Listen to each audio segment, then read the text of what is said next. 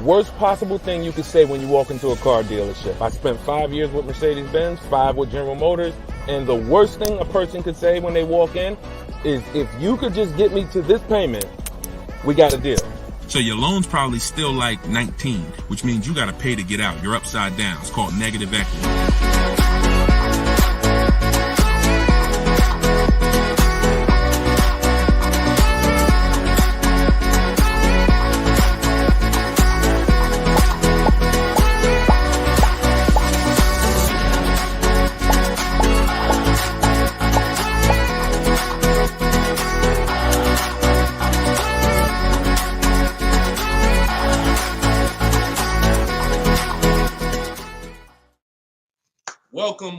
Welcome to episode 4 of Car Shopping Questions and Answers. We are live on 4 platforms: Instagram, YouTube, TikTok, and Facebook. Okay, we already got people asking questions on TikTok. As you come in, we do these shows at 12. Hold on, I want to give my camera time to focus because I'm doing a lot of moving. We do these live shows, it'll focus in 1 second, at 12 p.m. and 3 p.m. Eastern time. Hold on, I'm out of focus. There we go. 12 p.m. and 3 p.m. Eastern time. Now, we broadcast these shows throughout the day because a lot of people can't make the live broadcast. You want to tell your friends about it. If this is your first time with us, you've never been on a live with us before. Oh, wait, hold on. They're saying that hold on, can't hear. No sound. All right, hold on. Let's see. How about that? We're good on TikTok? Let me make sure we're good here on, give me a clear if we're clear on Facebook now. Give me a clear. We always got to do the housekeeping, y'all, and I need your help. Before we get busy, let me know audio is good. I see we're clear on TikTok. How are we on Instagram, on YouTube, on Facebook? All right, perfect. I see the thumbs up just came through. Okay, so this is episode 4. We do these live shows 12 p.m. Eastern time and 3 p.m. Eastern time. So you'll see the broadcast throughout the day, but if you want to actually be live with us, then you want to join us on any of the 4 platforms at one of those 2 times: Monday, Tuesday, Thursday, and Friday. So we are live. My name is Deshone the Auto Advisor. I am the author of the digital book, Cars from Home, 7 Steps to Saving Time, Money, and Avoiding Dealerships. You can get your copy for 75% off during the show over the next 30 minutes in my TikTok bio, in my Instagram bio, or I'm going to put the banner up here. You can go to deshonesbook.com. We have a link in the comment. We have a comment link in the comment section. So I want you to start typing your questions.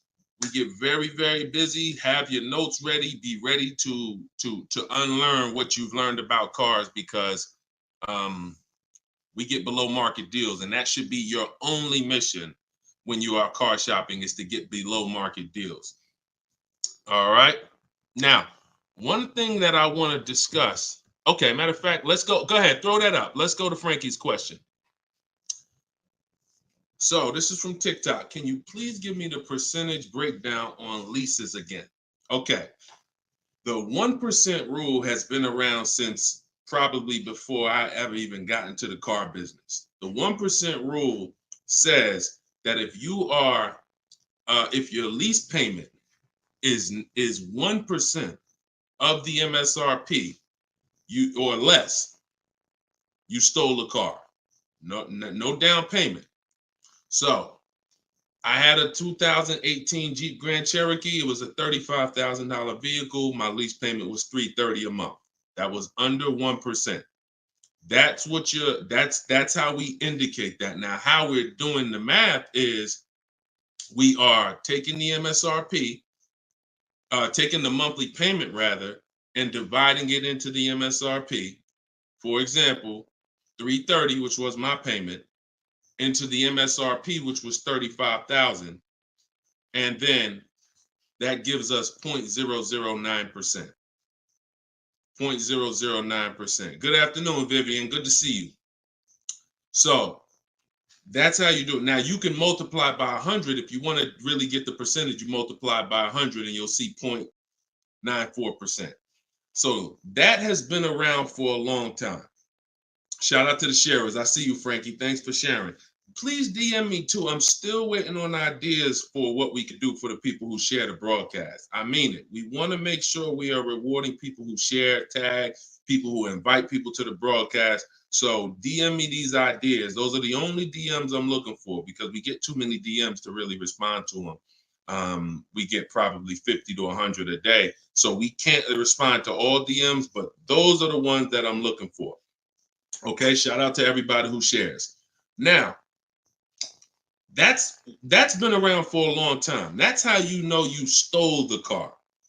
It's not even a question now that we still need to get offers because like this is Freener right here. This is why you never want to get excited about one offer unless it's the lowest bid. Here's why.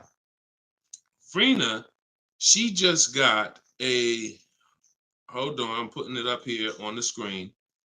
She just got a 0.88% lease on a Jeep Grand Cherokee hybrid anniversary edition. $65,000, $65,950 was the MSRP.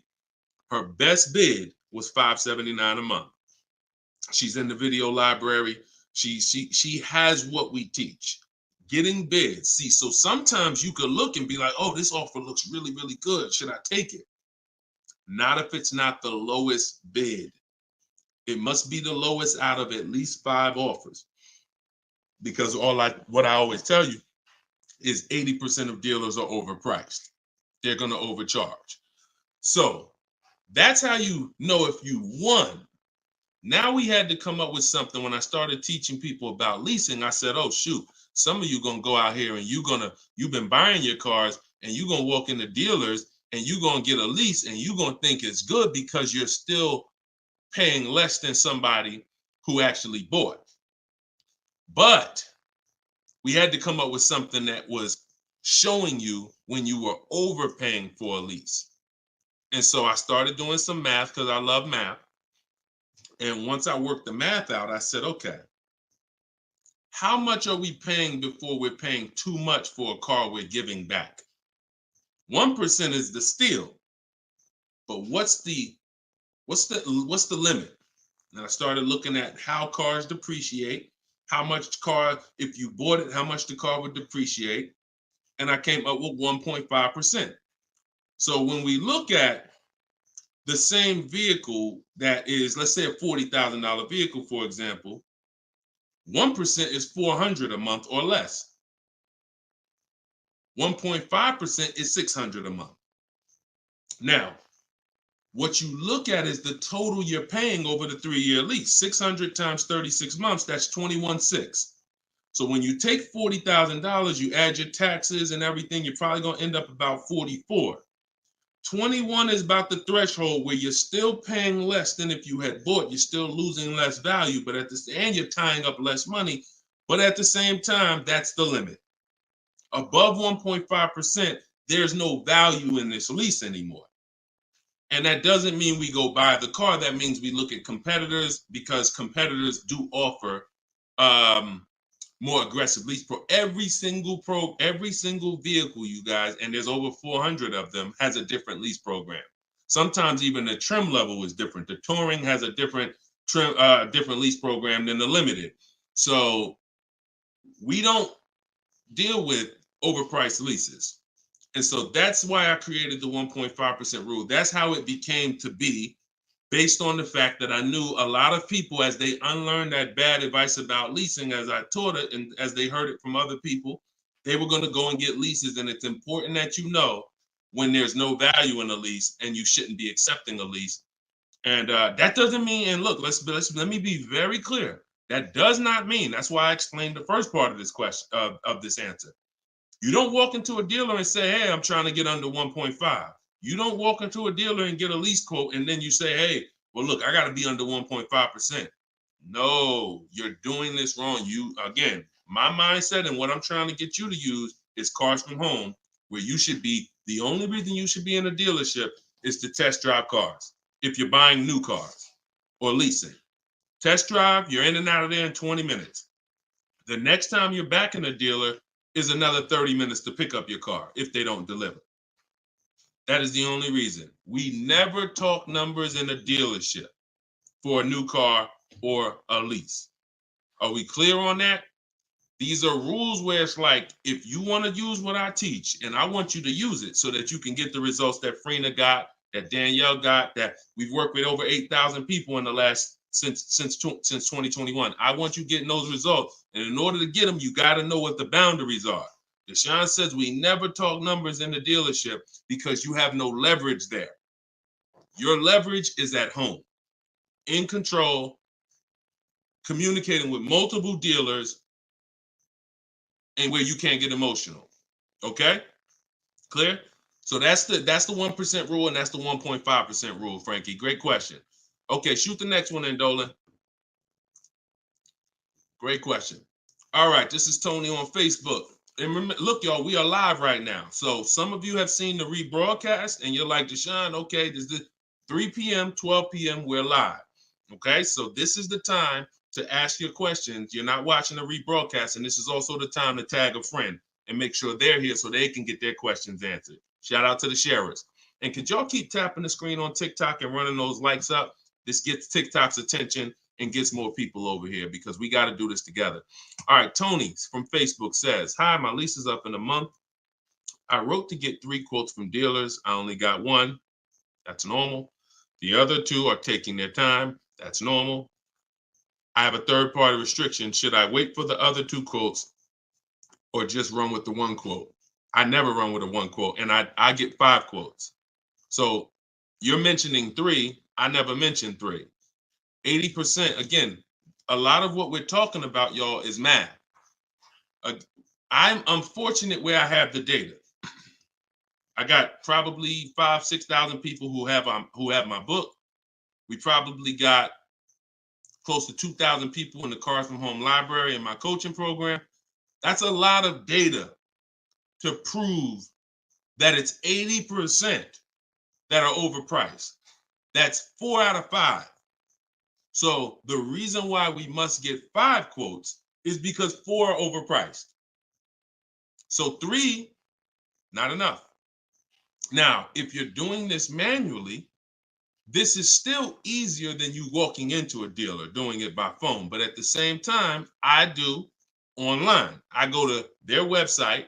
We are connecting with dealers through their website. You don't want to do this with third-party websites that say, hey, we could connect you with multiple dealers. You don't want that because now they're trying to sell your information to the dealers, and this is not what you want to do. You want to create a Gmail account specifically for shopping. We go to 25 dealers' websites. In my book, I link you to all the dealers so that you can just put in the zip code, and then it'll pull up all the dealers around you for every brand. But you can do this yourself.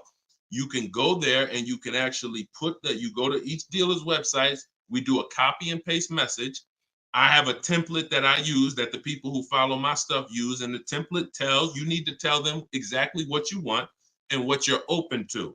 Colors wise, this is why we build our car.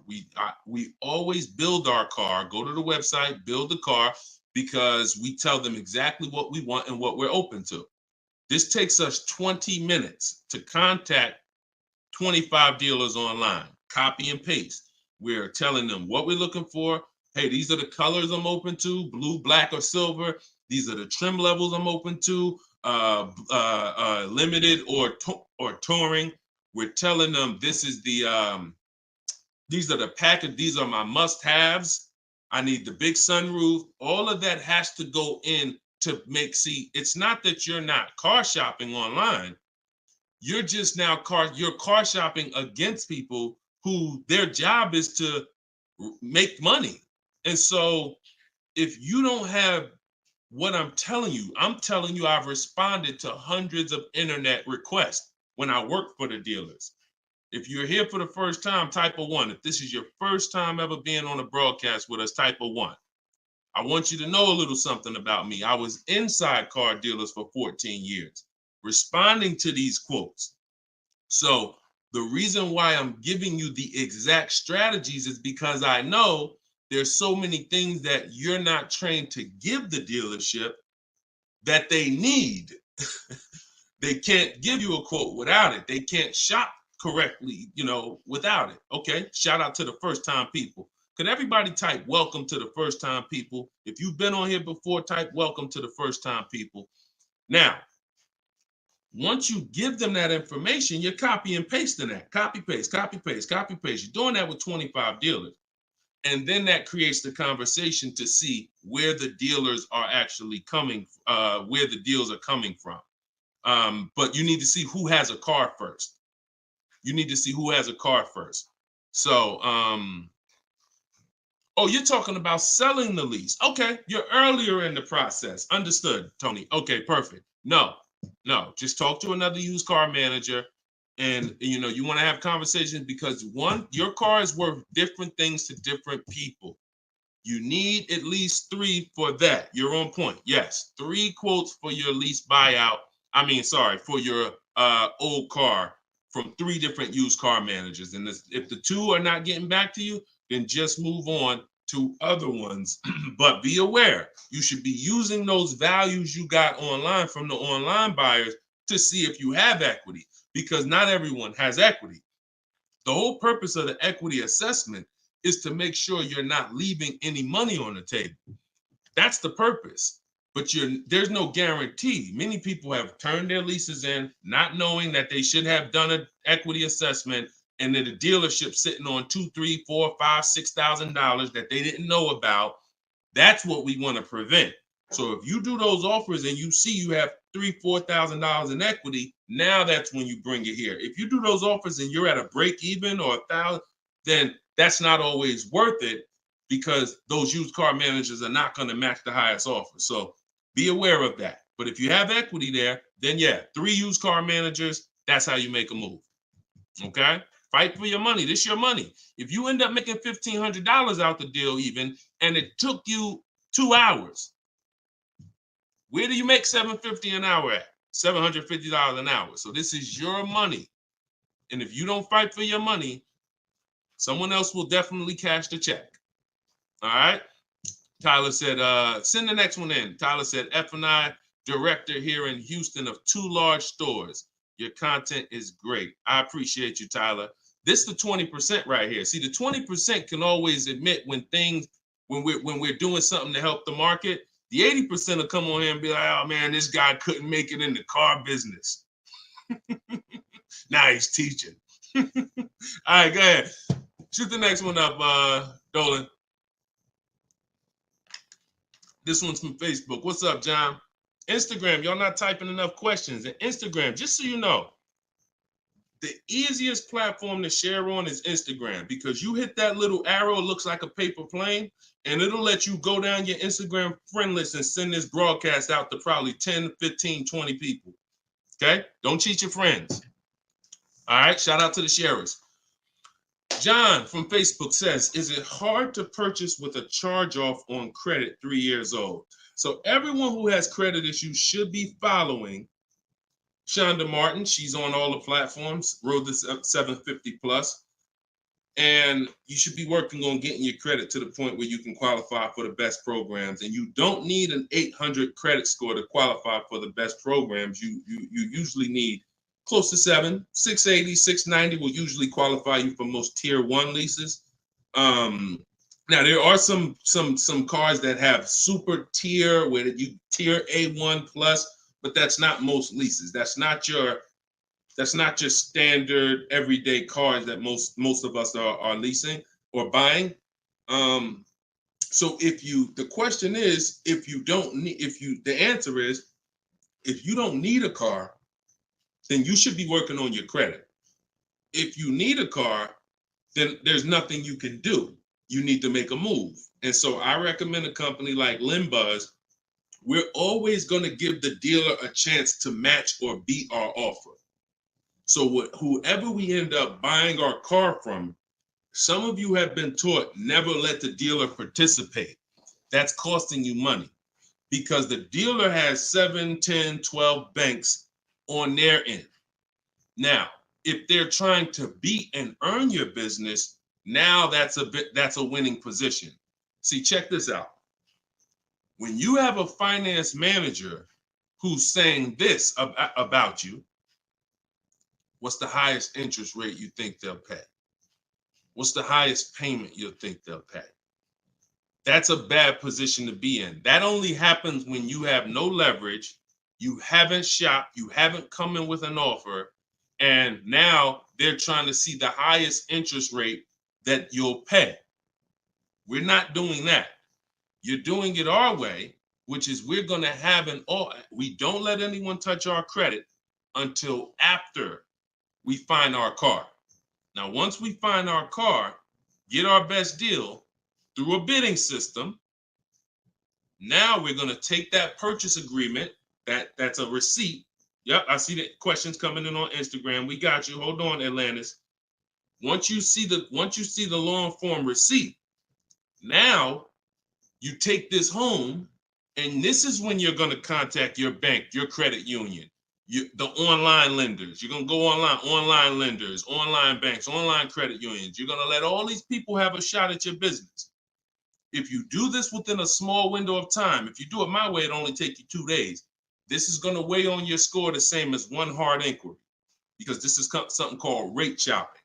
This is not going from dealer to dealer, getting turned down or putting in applications and nothing like that. This is how you rate shop correctly. I call this the bank bidding war. When you get my book, I also send you the bank bidding war blueprint. It's going to be going into my book, but I need about another month to be able to combine it. But I send you the bank bidding war blueprint. Now, the bank bidding war is 3 rounds. First thing we're doing is seeing, is there any special interest rates that the car we're buying has? In your particular case, John, with credit challenges, you're not going to qualify for that. That's okay. But we need to check that. If there's 0%, 0.99%, that eliminates our need to do anything else with financing, because no one else is going to beat that. Second part of the round starts, there's 3 rounds to the bank bidding war. The second part comes after we find our car, and it's what I just broke down. When we come home, we let all these banks, these lenders, online credit unions run our credit, and so they're bidding and submitting us their loan offers. Now, the third round is the dealer. That's when we're going to call the dealer who we reserved the car with and say, hey, I got 6.29 from this bank. If you can beat it, I'll give you the business. Now, this is the big difference, you guys. When you have a finance manager who's trying to beat your offer, who's calling their banks and saying, hey, I need to get 5 point something because this person already has 6. That's leverage. When you start bidding, like I'm teaching you, like what's in my book, like what's in everything we do, in my videos, everything's a bid. You have the leverage. And there's no way for you to overpay when you are getting bids. So that finance manager calls you back, it's only going to be 1 or 2 answers. Hey, Stuart, man, listen, I tried my best, man. I reached out to every bank I got. No, I can't beat that rate, man. I appreciate the opportunity, but you can go with your own financing. In which case, you guarantee you got the best loan. Second thing is, hey, you know what? You had a good rate, man, but I got somebody to beat it. So we can do it right here for you. Perfect. In which case, you guarantee you got the best loan.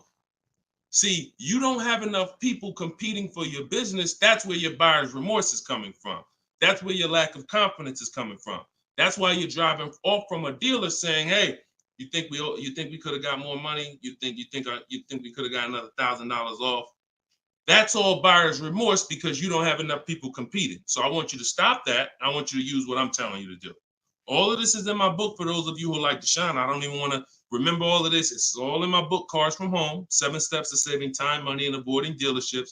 This is what I've been teaching for 3 years. And this is what I've been doing since 2015 myself personally. So you can get your book for 75% off. Cue up the next question, Dolan. Oh, John, in your case, though, when you get that buyer's order, you would be reaching out to Limbuzz. So after you find your best car deal, you would be reaching out to Limbuzz and seeing, what their rates would be for you. And then you would be going with, still giving the dealer the opportunity to see if they can beat it. Because once a dealer knows you got an approval already, they kind of have a little more leverage to be able to see if they can beat that approval. But in any case, even if they can't, Limbuzz is pretty generous. but we don't do this until after we find our car. Okay? Great question. Shoot the next one up, Dolan. All right, this is Gemini from Instagram. Can a dealership legally raise the price from what is being offered online? Listen, nobody's suing dealers. So it's not really about what's going on legally. It's probably more ethics than anything. And we don't expect dealers to be ethical. We don't need dealers to be ethical. They've proven that the majority of them aren't ethical. So when you're not ethical, you walk the fine line between breaking the law and not. You walk that gray area. You know, yeah, I overcharged you. I know you could have paid less, but I know, yeah, whatever. But I know I could have sold you the car for less. But I'm gonna tell you that this is the best. Like, all of this stuff is unethical, but it's legal. So when it comes to what we're doing, our job is to protect ourselves. You can't go into a car dealership expecting them to protect you. You can't go into any business transaction expecting the person you're negotiating against or the person who's selling you a product to protect you. That's why we exist, because there's no one out there. If it hadn't been done, you'd been good. If there were, even if the I think it's the Federal Trade Commission or whoever regulates businesses were stepping in to protect the public, then we wouldn't have a need for what we do. But that doesn't exist. So it's on you. It's buyer beware. It's you protect yourself. And so I provide the tools for everyone who wants to take action to protect themselves. All right? But no, we don't expect dealers to do anything other than what they've been doing. Go ahead, shoot the next question up. Let's roll. All right. Why shouldn't a person focus just on monthly payment, monthly car note? Okay, good question. Hold on. Let me make sure I can see Instagram. All right, so this one's from Instagram. Promise Tammy said, why shouldn't a person focus on just the monthly car note amount? So if we did a little math and you go, all right, if you walk into a dealer and you're looking at a $40,000 car and you say to the dealer, how much does that car cost a month? And they're smart, if they're trained, they're gonna say, well, it's not really about the car payment right now. Do you like the car? And once you say, yeah, I like the car, let's get down to numbers, they're gonna ask you, they're gonna try to figure out what you could afford. Like, what's the most you could afford? Or I can't afford any more than $450 a month. Now, some of you know every $1,000, every $5,000 on the purchase price of a car is how much per month. Some of you know. I know we got a lot of new people on here, but for those of you who've been tapped in with us, how much is every $5,000 on a car loan? So, and the reason why I give you guys this parameter is so when you look at that $40,000 car, thank you, Frankie, got it. You should automatically know every $5,000 is about $100 a month. Yep, you got it, Michael. All right, I see you. We got people tapping on every platform. Good job, Carmelo. So the reason why, see, those of you who focus on just the car payment, you are some of the people who the 80% of dealers are going to manipulate the most and make the most money on. Because when you come in, if you don't realize that that $40,000 car is in no way close to $450 a month, now you have someone who's going to try to manipulate the loan to make that car $450 a month somehow. Now, it's usually going to end with you having a super long loan. So I've had people come to me years ago, friends that would say, Deshone, what you think about this deal? I say, man, let me look at the paperwork. And I see, man, you know the loan is 96 months? Nah, man, I didn't even know that. Yeah, the loan is 96 months. What is that, 8 years? 84 months is 7 years, 96 months is 8 years. So you're out the door at an 8-year loan. Now, I'm not going to assume you know why that's bad. So I'll say that an 8-year loan leads to too much interest, and it's what it is, because if they got you an 8-year loan, it's certainly at a high interest rate, because banks know that those loans, people who need 8-year loans, are risky. People who need 8-year loan, they got to protect themselves because typically the car may have problems in the long run. When you go down, see the whole point with a shorter loan, 5-6 years. Some people want to be conservative. You take 4 years, but you want that car paid off by the time maintenance comes, by the time repairs start being needed, because cars need repairs every now and then. So you want the car paid off. They know that if we give this person an 8-year loan, typically they're probably gonna have issues around year 7, year 6, even depending on the age of the car. So the length of loan, I teach something called the rule of 72 and the 10th birthday. I will not in any way co-sign anyone getting a loan longer than 72 months, which is 6 years, because we don't have, see, what's the longest loan, a mortgage that any of you would take? Let's keep a real fast dialogue going. All of this is to really answer the question that Tammy's asking, which a lot of other people have. So we need to indicate why this makes a difference. The longest mortgage most of you are going to take is 30 years. Mortgage. There are 40-year mortgages available. There's 50-year mortgages available. No one on here said, yo, I do a 50-year mortgage. Why? Because we already know inherently anything longer than 30, that means we can't afford this house. That means we're looking at the wrong house. So we had to make sure we created boundaries so that you understand, okay, if I got to take a loan longer than 6 years on a car, that's telling me I can't afford the car. So once I get my best price, I should already be able to afford that car with a 6-year loan or less. And I combine that with the 10th birthday. So when you look at your car, you should have your car paid off by the 10th birthday. You're taking a lot of risk if you got a loan on the car past its 10th birthday. A lot of the times I was in a dealership, people came in with problems, big repairs, and they still had car payments. Car's 10 years old, 11 years old, and they still got car payments. You could run the risk of being in trouble because that car could be in the shop. Some of you have experienced this. Car's in the shop and you still got a monthly payment due every month. Now, this is disaster, and that's what we're trying to prevent.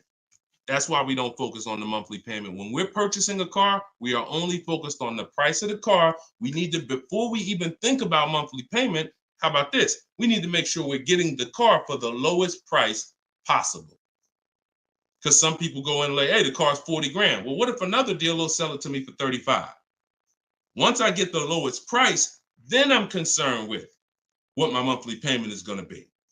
So there's steps to this. But yeah, don't focus on monthly payment and just stay committed to what we're teaching, and you'll learn and you'll see why, even more information of why that's bad. But we want you to understand the numbers. Okay? Typically, you focus on monthly payments, you don't quite understand the numbers, but you will. All right, this one's from TikTok. Can you give us some tips about co-signing? Ooh, I have a very, very, very strict rule when it comes to co-signing. Now, some people, you're not going to like this. Some people will tell you this is bad advice. It's just my opinion. I've seen tons of horror stories. I've seen people walk into the dealership. I've seen young people who will co-sign, who will use up people's credit, co-signing, and just burn them, because no one cares about, if you don't care about your own credit, you certainly don't care about someone else's in a lot of cases. So, but I do have some rules, because sometimes it's gonna make sense. When you can pay, if a person does not pay, then you're good. Example, my daughter, we're gonna get her a car. I'll co-sign only if I can pay the note if she doesn't pay. So let's say she's working, she's paying X amount per month, I'm co-signing, but if for example, she loses her job, anything happens, I can pay if she doesn't pay. That could be for the spouse. If they don't pay, I will pay it. As long as that's the rule, then you're protecting yourself, because where you get in trouble at is if you can't pay, if they don't pay. He told me he was going to pay it. He's missed 2 payments. Your credit doesn't get, no, they don't care. So you got to be willing to say that. This has to be a person that I'm willing to pay if they don't pay. That means I got to have that type of relationship with them. Or if I can't pay, if they don't pay, I'm not co-signing, because I cannot depend on things that will go wrong. Life will happen. And then I'm sitting out here and my credit was 700, 750, 800. Now it's 620 because they missed 3 payments and I'm struggling to get this car back from them. Okay? Those are my hard rules on co-signing. I don't deviate from them. And those are typically rules that if you follow them, you're going to be safe. Okay? All right. Shoot the next question up, Dolan. Diana said, my brother asked me to co-sign. I told him, hell no. Listen, that's it. Listen, people will ask you to co-sign quick as, listen, people will ask you to co-sign like they just asking to borrow sugar. Hey man, can you co-sign this loan for me? No, listen. It takes a while to build up great credit, and it takes seconds to destroy it. Nicole from Facebook said, are you able to negotiate third-party restrictions in a new lease? So these are two separate things. The third-party restriction is the selling of the old car, not the new lease. We're not mixing these two. So we're the people who work with me, you're selling your old car independent of the new deal. The new lease is its own transaction. We split everything we do into separate transactions. See, the car business has taught the public to give them up to 3 transactions. Buying a car from them is one transaction. Getting a loan from them is a second transaction. Letting them buy your old car, which you call trade. We don't use that word. That's 3 transactions. There's money in each transaction. There's money in each. That's why there's companies that only want to give you loans. They don't sell cars. There's money in loans. There's companies that only want to buy your car. They don't care about selling your car right now. There's money in buying cars. So you need to separate these transactions if you want to maximize each. There's no way for you to save the most money without maximizing and looking at each part of your deal as its own separate transaction. So if I have a third-party restriction, I'm doing the equity assessment. A third-party restriction is, some of you have leases. We always need to see if there's any equity in our lease before we return it to the dealership. If you have returned your car to a dealership without doing the equity assessment, you don't know how much money you've left on the table. Because if there's $2,000 or $3,000 of equity in your car, the dealer's keeping that, and that's their money. So, or the bank's keeping it when they sell it, that's their money. It's probably the dealer will find a way to buy it, and it's their money. So when we look at an equity assessment, we're going to do it at all times. Now, there's no guarantee we have equity, but we want to guarantee we're not leaving equity on the table. And so a third-party restriction doesn't mean you can't sell a lease. Who didn't know you could sell a lease? Type a question mark. If that's new to you, this is your first time hearing this, you've been leasing, and you're like, Deshone, I never heard about selling leases. I had no idea this was a thing. Type a question mark if this is your first time hearing that you could sell a lease. Okay. Fish Guy Rodney. Okay. See, so more information is coming out. Okay. Fairy Godmother. Okay. Emil. Okay, I'm sorry. I just tore your name up. Sorry. So as you change Shamir on Instagram. So when we look at this, we got to see that the things that we don't know cost us money. So now it's like, once they saw people, because we helped out probably thousands of people in the pandemic sell their leases, used car values, resale values were crazy. So we had people making $5,000, $10,000, $12,000 selling their leases. I sold my Jeep Grand Cherokee lease. I made $8,900 after I drove it for 42 months because I extended the lease and then I sold it. My mother, she drove her car. She made $10,200. Now those numbers don't exist anymore because values have come back down. But there's still people who are going to make 3, going to make 2, going to make 4, depending on your car. Now, every car doesn't have equity. But when it comes to the third-party restriction, they don't say you can't sell. They limit who you can sell to. You must sell to a local used car dealer. To a local dealer of the same brand. So if you have an Audi, you must sell to an Audi dealer. We are still going to get bids. We're going to get at least 3 bids from used car managers at Audi dealers because your car is not worth the same thing to every dealership. Your car may be worth 19 to this dealer, 19.8 to this dealer, 21 to this dealer, which is why we must get bids. Y'all gonna hear me say that word. Your favorite word, if you stick around and you use what I'm teaching, when you start mastering my strategies, your favorite words are gonna be bids, multiple offers, because that's how we save all the money. So okay, so that has to be handled, Nicole, separately. The selling of your car, the who I'm gonna sell that car to, you find that person first. Then you go shop for your replacement car. And then once you go sign that deal, you sell the car, you do it the same day, and you maximize both transactions. Okay? And all of this, guys, shouldn't take you any more than 90 minutes. This is not something that's going to take you hours. See, my whole thing is to show you how to get great deals in 60, 90 minutes from home. That's why my book is called Cars from Home. 7 Steps to Saving Time, Money, and Avoiding Dealerships. You can all get a copy for 75% off for the next 30 minutes. Just go to my TikTok bio. You won't leave the broadcast. Grab your copy before that timer hits 0. The price goes back up to $97. Or you can go to my Instagram bio, or click it if you're on Facebook or YouTube. Go to the comment section and you'll see a link to deshonsbook.com and grab your copy for 75% off before the timer expires. All right, go ahead, Dolan. Shoot the next question out. Should I feel bad if I get 1.3? I'd only feel bad if I got 1.3 and if it was my only offer. If it was my only offer, or if I only got 2 offers, then yes, because I'm going to tell you why. I'm going to show you something. When I look at what I see, hold on. Okay, hold on. We saw Freener. Some of you saw Freener. That's 0.88. That's just ridiculous. 0.88. But look, Charles, he gets a Palisade. He's paying $48,000 vehicle. His best offer was $597 a month, 1.23. Now, look at and sometimes people who are getting phenomenal, who are looking at cars that are super, super popular, they'll go a little further, and he reached out to 35 dealers. Now, I want you to pay attention. Some of you, the average person, only shops 2 dealers. My strategy is I teach 25 to 5.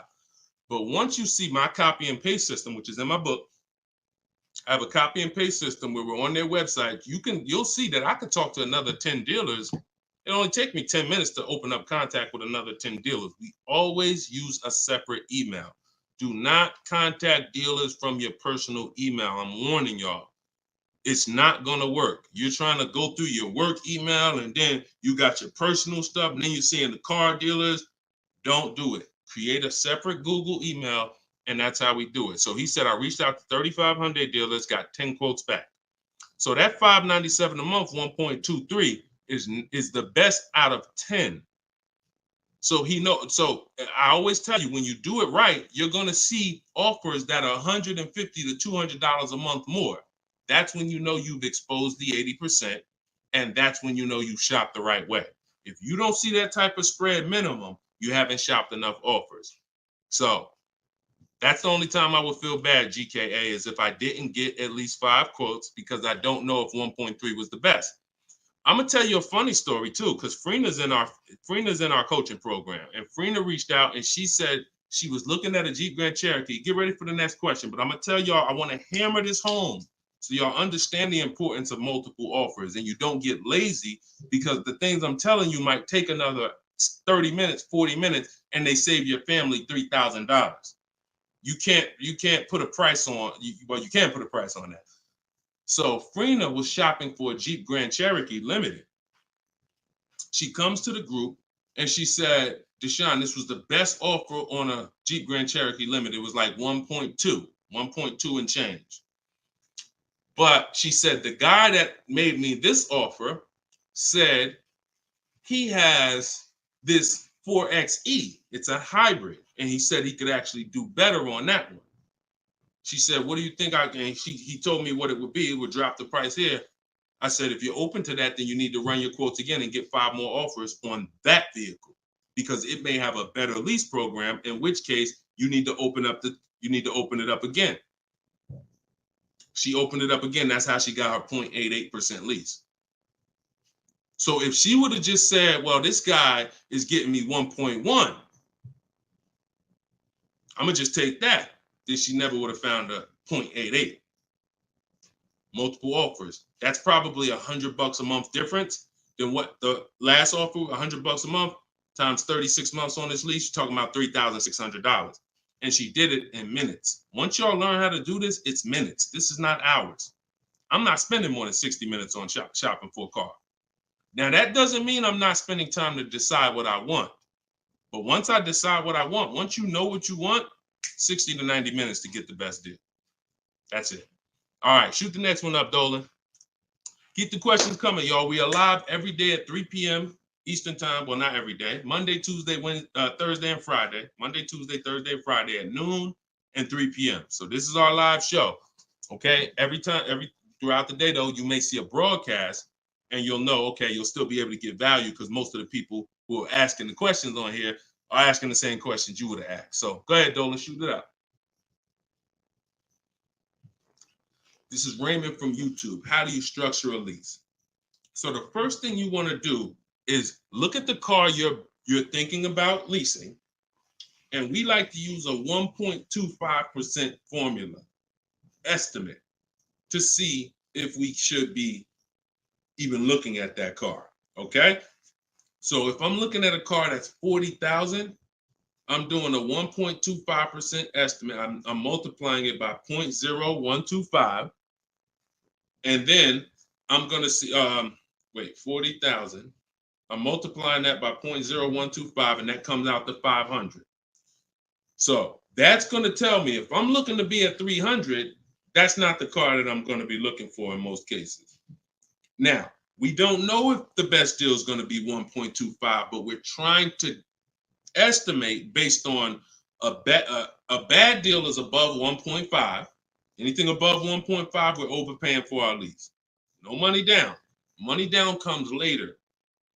Now a steal is 1.1%. So I teach something in my book. It's called 1% is the steal.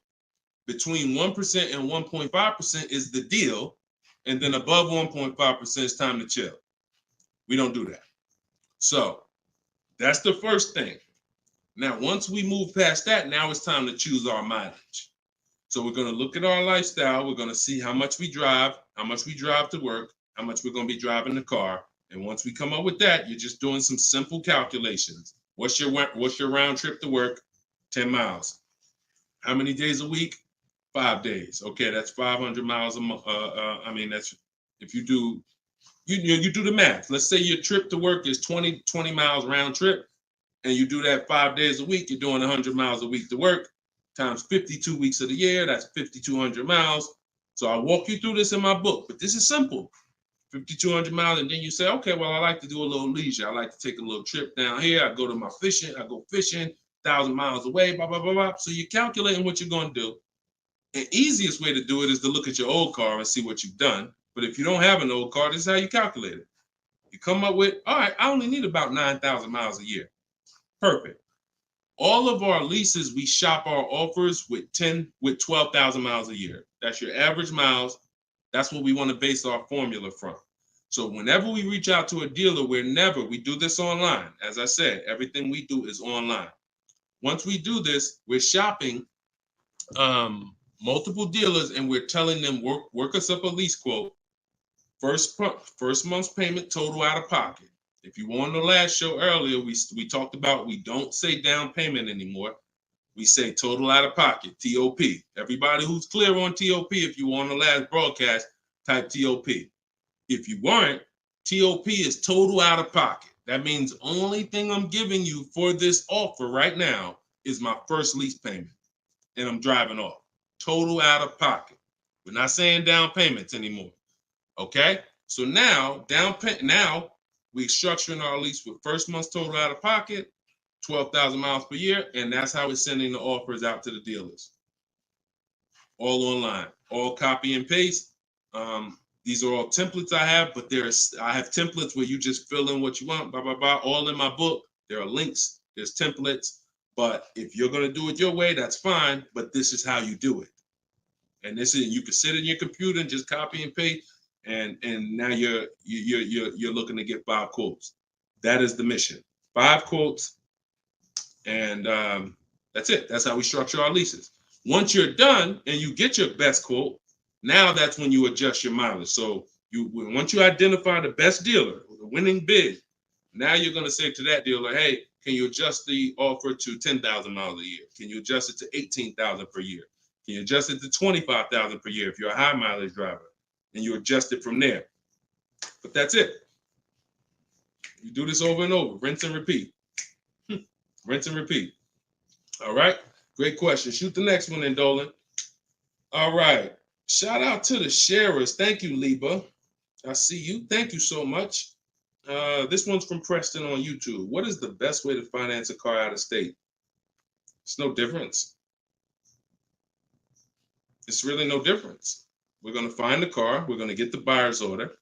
We're going to have them. Now, the thing about a used car, if it's a used car, we got to test drive the car. So what you may want to do is if you're picking up a car out of state, you may want to go there, lock up the car, grab a cheap hotel for the night, stay there, because you don't want to eliminate the bidding process. The bidding process is your bank, your credit union, online banks bidding, and then dealers bidding. The dealer who you get the car from, they're bidding against that. Some of you don't really understand how much money is in finance. On a $40,000 loan, 2 points on an interest rate could literally be $2,500. So we got to understand there's a lot of money in loans. So if I'm driving to pick up a car out of state, what I'm typically going to do is go test drive that car. If I like it, I'm locking it up with a deposit. I'm taking that buyer's order. I'm gonna go back, depending on how far it is. If it's 3 hours away, I'm probably not gonna drive home and then come back. Depends on you. I'll probably just post up in a hotel. Go do my financing online. Let all these banks and credit unions run my credit so I can get their offers, and then I would call the dealership the next day and say, hey, this was my best offer. If you could beat it, I'll just come get it from you, and that's it. I'll spend $50, $60, $100 on a hotel to save $3,000, $2,000 on interest on my interest rate. But everything else is the same. So we can't be scared to go out of state. If many of you who are using what I'm teaching, you're going to see. Look at Eddie. Who was Eddie who drove? Hold on. Short conversation. John, hold on. Market. Trying to think. I'll see many of who I'm going to share with you. You'll see they'll say when they're picking up their car, I'm driving 45 minutes. I'm driving an hour and a half away. Look at Sean. Perfect example. Sean, he's also in our coach. Now, I don't want you to think, I got to be in Deshaun's coaching program. There's just some people who are. The information's in the book. We got the video library. For those of you who are like, okay, I like videos to go along with the book, that's fine. I link you to some videos in the book, but then there's some people who coach with me and I can talk personally to them. So Sean comes on here and he comes into the group. He said, he sends this. Look at the amount. He said, I'm looking at some advice on this F-150 Lightning XLT. It's a $73,000 truck. The dealer discounted it $4,900 and then revealed that there was a $15,500 rebate. His total savings is over $20,000 off this truck. So I'm like, all right. Now me, being who I am, I don't know if that's the best. 2015, I sold 2 Maybachs. They had $20,000 rebates on it. So we don't know if this is the best. I haven't seen, this is what I said to him. I haven't seen the other offers yet, but I'm assuming you got at least 5. You're saving over $20,000 on this with this discount and rebate, but the only way to know is to compare to the other offers. See, I'm not going to get excited about this deal until he tells me what I'm about to read to you. That's when we get excited. He said, guess I could have put a little more info on here. Yes, I got about 15 quotes. You see the difference? This is what I want you to get. BK Dollar, this is what I want you to get. Liba, this is what I want you to get. Everybody watching, the money is in multiple offers. The reason why you're not saving, you're just not getting enough offers. So he says, I ended up expanding my search to 150 miles outside my area to find this deal. He said, I couldn't find, watch this, I couldn't find anything under MSRP in that first search. So think about how I'm telling you, the local dealers know when they see your zip code, they know, okay, some of them, all right, we don't have to do too aggressive. But those dealers that are an hour and a half away, when they see your inquiry, they're like, oh, listen, this is a person we never would have saw before. What is it going to hurt us to blow this truck out? And we take a deal from one of our competitors' markets. We love to see our license plate frame over in their market. That's how we win. So he ends up saving over $20,000, and he doesn't mind driving 150 miles to go get that truck. Why? Because every mile he drives is dollars he's picking up. We clear on that? We clear? If you're clear on the importance of multiple offers, type clear.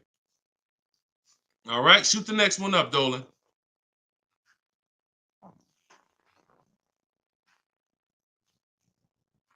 Okay, this one's from Instagram. Atlanta's Black Gabriel, or Gabrielle. I think it's Gabriel, my fault. So, in the market for a new Chevy or used Chevy Malibu, what's the best route, leasing or financing? How many years are you keeping the car? If the answer is 8, then you should be buying. If it's at least 8, see, I teach something. My book is called Cars from Home, 7 Steps to Save Time, Money, and Avoid Dealerships. Everything I do, when you go, the video library that we have, your best deal in 7 days, 7 steps. These are not going to change. The first step is the foundation to your deal. The first step is the foundation to your deal, which is lease or buy. Because you cannot get a good deal if you bought when you should have leased. It's impossible. Because the amount of money you're going to pay on the purchase is going to be too much if you buy brand new. And if you buy pre-owned, it's going to be about the same amount you'll pay. So when you buy, if you're not keeping your car 8 years and you buy a used car, 3-4 years old, and then you trade it in 5 or 6 years, you're going to pay the same amount or even a little more than someone who got a great lease deal and drove brand new vehicles. So it's all about how many years you're keeping the car. If you're keeping the car, if you're like Deshone, there's no way I'm keeping the car 8 years. That's not my style. Then you should be shopping from this day forward for aggressive lease deals. Now, once you find a car that you love, or if your spouse says, you know what, I don't switch cars like that. I keep a car 8, 10, 12 years. Then we purchase for them. We're going to purchase. But for those who are not keeping their cars 8 years, you are losing thousands and thousands and thousands of dollars not leasing cars. Thousands, thousands and thousands and thousands and thousands. All right? That's the 8-year rule. It's the most important question. It's the first thing you ask when you are car shopping and you're ready to car shop. How many years am I keeping this car? 8 or less, we lease. Less than 8, we lease. More than 8, we buy. That's how we avoid the depreciation. So go ahead. It's a hard rule. You want a follow-up question to that, or anybody want to? Because I know some of you are like, Deshone, I was taught never lease. Whatever. You want to follow up to that question? That's perfectly fine. But that's the rule. And it's the rule based on money. I've seen thousands of scenarios, and I spend years and all my time shouting from the hills so people could understand how much money they're losing by not getting good lease deals or not leasing at all. Okay, go ahead, shoot the next one up, Dolan. Okay, this one's from TikTok. All right, Peyton. Do dealerships finance used cars too?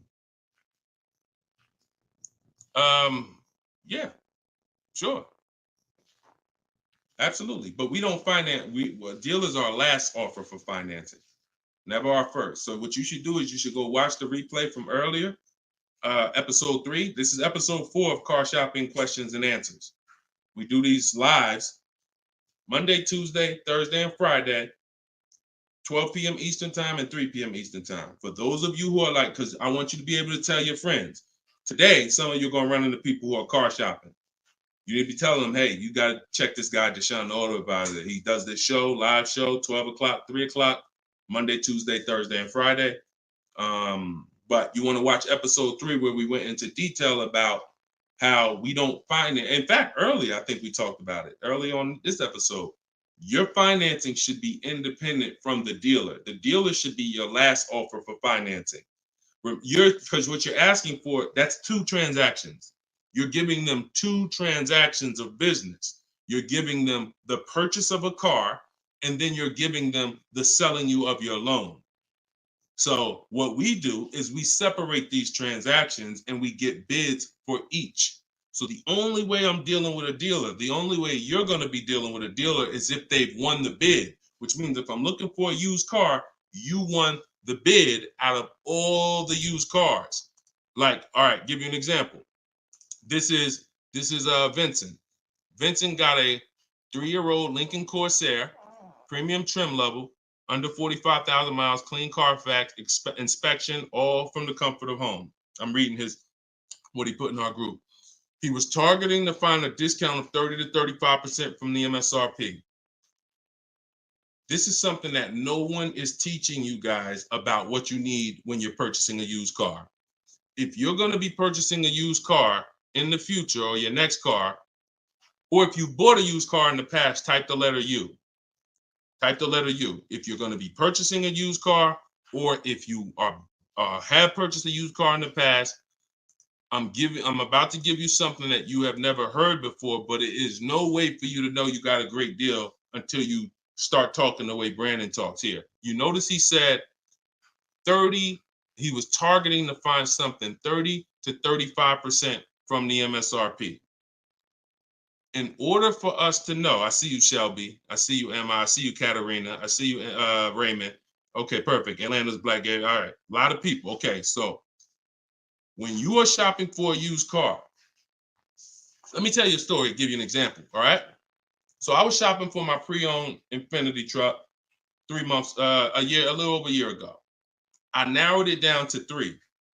Now, I narrowed it down based on title history, service records, accident history. We talked about this in the last episode, episode 4. Title history, service record, episode 3 rather. You can see it on YouTube. And if you're on YouTube, please make sure you subscribe and please hit the like button. It matters because that shows the algorithm that we talking business over here, that more people need to be here. So when I narrowed this down now I get to I think I narrowed it down to my top 4. They were all white.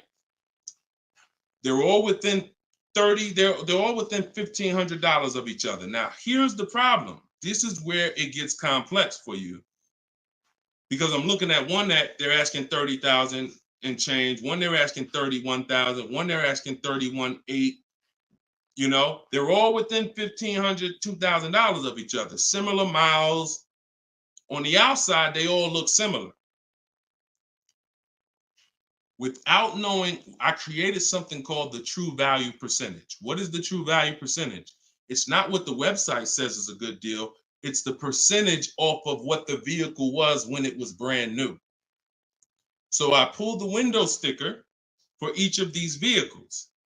I pulled the window sticker, and what do I see? Now I teach you how to do this in my book. I teach you this entire process, but I'm walking you through it. Exactly. I pull the window sticker. You can get it from Carfax, depending on if Carfax has a deal with that manufacturer. Carfax has window stickers. Now, what do I see?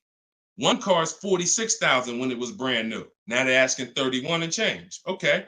One car is 48 when it was brand new.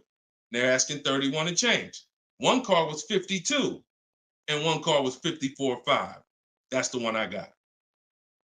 So you see how in one instance we were confused. You would be confused. You sitting here like, yeah, Deshone, that's hard because they all look the same. They all similar price. How do we know? Once we find out the original MSRP, not only do we find out what the original equipment is that's in the vehicle, which is helpful. I wanted to know this is an Edition 30, got all these special features. That's helpful to know too. But more important than that even is to know that that car was a $54,500 car that they were asking $31,800 for, which means I got a 42% discount. That is something we created called the true value percentage. And that's how we make sure we choose the right used car when we're ready to pick the final one. This is what we do here, y'all. If you this is why, like, this is why we've been blessed, because God knows we giving you the information you need to win with.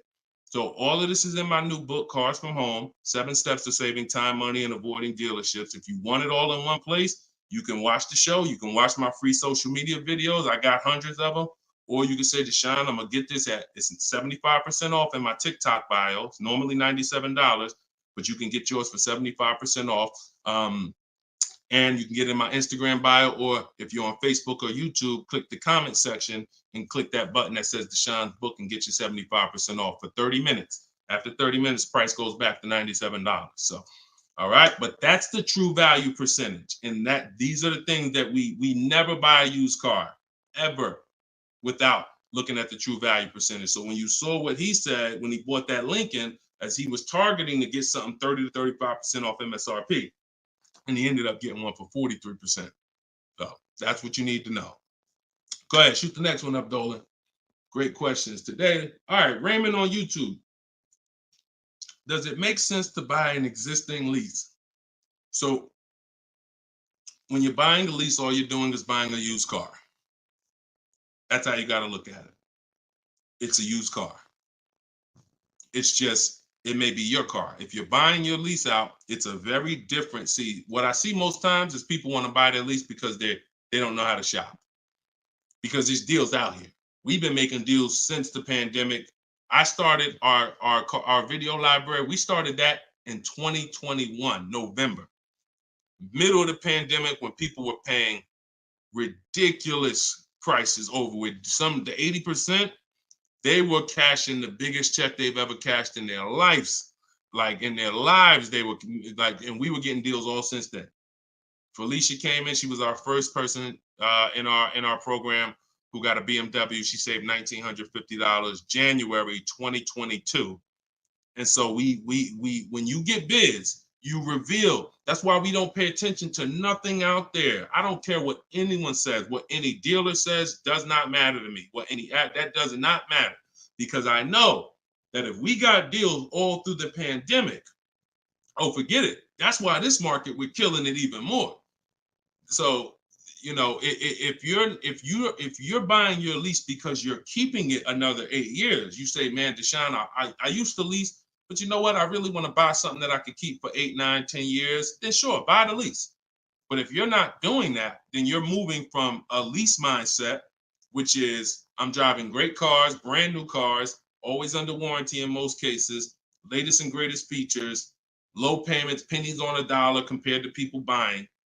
That's a whole value system. That's mindset right there. These are the people who are shopping for a lease. These are the benefits of leasing. And then you're moving and saying, all right, I'm going to buy a used car now. Very different, very different. So you got to be, you have to have had a change in mindset and goals to buy your lease and buy a used car. And it's never, what I see most times is people just don't know how to shop. When you use what I'm teaching you to shop, get 5 offers, you're going to see there's deals everywhere. Everywhere. Go ahead. Shoot the next one up, Dolan. You can't pay me to negotiate your lease, because I do this in 90 minutes and I'm teaching you to fish. You know, I've had people who used to buy cars from me. Hold on, keep that question up from Nicole, but I saw this person on TikTok. I'm not in the business I'm in the business of teaching people how to fish. So, you know, because what happens is you're building a trust in something. Like, if you're not willing to learn what it takes to do this in 90 minutes from home, like I'm teaching you, then you are the same type of person. That same mindset will lead you to go into dealers because you're just lazy and scared. Now, I'm not saying that's you. I'm warning you to not let that be you. I'm warning you you can't pay me enough. I'm not in that business. I'm in the business of helping people all around the country. It don't matter what you pay. Of course I don't think you would ever even ask me to work for free. I'm telling you though, that's not the business I'm in, because we can help thousands of people all around the country. But you're not realizing that your transaction is a 5-figure transaction. There's nothing else in this world that you're going to give that type of control. If you were going to start a business and it was going to take a $30,000 decision, $30,000 of your money, would you ever be looking and saying, oh, could you do this for me? You see, we do things with cars because we've been programmed to do them with cars. Car dealers have made you so scared that you've been programmed to do something, but you never do it with anything else. You never do it with a house. You wouldn't say, hey, could you just, I'll pay you to get my house for me. I'll pay you to, start this business for me. No, it's only cars. So when you realize that this stuff is easy, that old way of going into dealers and going back and forth, see, you're thinking of the old way. You're thinking, oh, I need somebody to tag along with me. Yeah, I got Deshone sitting over there next to me. I wouldn't be there because I'm at home. Where you see me at, this is where you see me at is exactly where I got my Infinity truck. I just told you about the deal. Where you see me at is exactly where I get my cars from. I sit right here, and all the people who got my Cars from Home book, who are in the Cars from Home video library, they're all right here. Some of them in the airport buying cars. Some of them at their desk at work making deals on cars. Nobody who's learning from me is in a dealership making deals on cars. So that's the old way. And if you think that you got to unlearn that or you can't win with me, you got to scrap that. I know it's painful. I know it sucks. I know it makes you feel like you're a loser. But that's what I'm telling you. Scrap that joint and do it my way. And when you do it my way, you're going to be like, oh, shoot, man, how the heck wasn't I shopping like this years ago? All right. So now Nicole on Facebook. Do you shop or negotiate differently for a car that is low in inventory or shortage? No. Now, the only difference is, let's say, and this is the reason why we connect with 25 dealers. See, in my book, I said we use the 25 to 5. We got to connect with 25 dealers. This takes us 20 minutes because we're using a copy and paste system. So if you're going to all of these Chevrolet websites and copy and pasting in their contact box, copy and paste, copy and paste, copy and paste. Now, what you're doing is you're shopping out of all those dealers' inventories. So if you only do this with 4 dealers, then you only see one dealer who has a car. And they're like, oh, well, we it doesn't seem like it's a lot of these cars out here. That's why we're connecting with 25. You saw Sean, he connected with 35. And so when we connect with these dealers, we're not just doing it to get bids. That's one reason. But we also know out of all these 25 dealers, probably 10 of them have a car that matches what I would want. And then I'm going to get 5 to 7 offers. So now let's just say we're at a mid period where the 2024s are sold out and the 2025 hasn't come in yet. Now what's going to happen is all of those dealers out of the 25, maybe 2 of them have a car, and they're going to tell you, you know what, you really need to order it. That's not because it's a low inventory. That's because you're usually in between model years, and the old one has sold out, and the new ones they're waiting for it to come in. But it doesn't change the way we shop. And sometimes we will order. If I'm purchasing, I'm more likely to order because I'll get bids, and then I'll take the car. But if I'm leasing, we're less likely to order because we don't know what the lease program is going to be. See, I could get a dealer that discounts the car for me $3,000. We had a person in our group, and they were getting a new BMW X4, the X4M, like the performance edition. We had a dealer, their best bid, the dealer was taking off $3,000 off MSRP. So, but the lease program is what we didn't know. And once the car came and they put the lease program on it, we saw that it was over 1.5%. So even at that discount, wow, we saved $3,000. Now, if she was purchasing it, that's a win. $3,000 off, beat everybody else. So I don't mind ordering if I'm purchasing. But on a lease, I'm less likely to order because I don't know what the lease program is going to be until the car gets here. Okay, but yeah, that the process doesn't change. It just we have little caveats based on on low inventory. Okay, process is the same. Nothing changes our 7-step process. Nothing. All right, go ahead, Dolan. Shoot the next one up. All right, great questions today. We got Jermaine, Facebook. So how do you transition out of a finance into a lease? Instagram, y'all not asking a lot of questions. All right, hold on. Get Blooming chosen one. All right, hold on. All right, Jermaine from Facebook says, how do you transition out of a finance to a lease? All right, perfect. So now what I like about this question, Jermaine, is you've already answered the most important question, which is how many years am I keeping the next car? That's step one in our 7-step system. You've already answered that because you've determined I should be leasing. Now the next step is equity assessment. Equity assessment. Call the bank. You don't have to worry about third-party restrictions or nothing because you're not leasing. I mean, you're not coming out of a lease, rather. So you're going to call your bank, get your payoff. You're going to take 20 minutes, go on CarMax, Driveway, Carvana, Kelly's Blue Book Instant Cash Offer, AutoNation Sell My Car, Car Guru Sell My Car. Get those 6 offers. That's going to tell you if you have equity, break even, or if you have negative equity. That's your next step. Don't do anything else until you do that. Okay? See, we always have to account for our current asset before we start moving forward. What happens if he has $3,000 in equity? That means he has $3,000. He could either apply towards his next deal, or he could put that money in his bank account and, maybe he leases the next car with no money out of pocket. So equity assessment always comes even before we budget, before we plan our mileage, before we do anything. Equity assessment is what we do. All right. All right, shoot that next one up. Shoot that one up from Instagram if you got it, Dolan. It might have took you a minute, but because we got it's comments from everywhere, y'all. No matter. Okay, here we go. For your calculator, why doesn't it negotiate to the lowest offer? My calculator is the best. My calculator is the best thing that exists because it takes all the offers you get. By the way, y'all, what she's talking about. And you got to be specific because I do have multiple calculators that I've created in my book, multiple softwares where you plug in stuff and it spits out so one of the calculators that I have is the counter offer calculator. So we never accept a deal until we send a counter. So what we do is we take the counters. We take all the offers we get, we plug them into my calculator.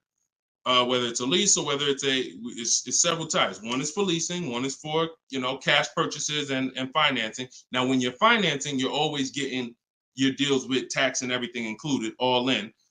So what it does is it takes all the offers, you plug them in, and then it spits out which one is the best, and it counters everyone based on the best offer. So let's just say a dealer says, I'm gonna do a 1.1% lease, and then this dealer says 1.2. This dealer says 1.3, 1.5. It's not countering all the high offers based on their high offers. It's countering all the offers based on the lowest offer. Because if the 1.1% lease was presented to us, that means any of the dealer could have did it. So now we're calling out the 80% and letting them know that if this dealer offered me 1.1%, then you all could have done it too. You're just choosing not to do it, in which case that's what the 80% do. So we counter every single one. We even counter the lowest one. And some people in the group will say, Deshone, man, this dealer is the lowest, man. Should I be countering them for another $50 less? I say you must counter. Because you don't know if there's another $10, $50, $20. If you don't counter until a person tells you there's no more room, even if they're the lowest, that's not the best deal. So sometimes you counter the lowest offer, and the lowest offer will be like, listen, man, I gave you my best shot. I got nothing else. We know they're telling the truth because we got 4 or 5 other offers that are much higher than that. Sometimes they'll be like, listen, I can't do that $50. I'll get you another $10. That's the best I got. We know they're telling the truth because all the other offers are a whole lot higher. So that's the way the counter offer calculator works. It's gold. It's gold. So all right, we had an hour and 19 minutes. We try to keep these broadcasts about an hour and 15.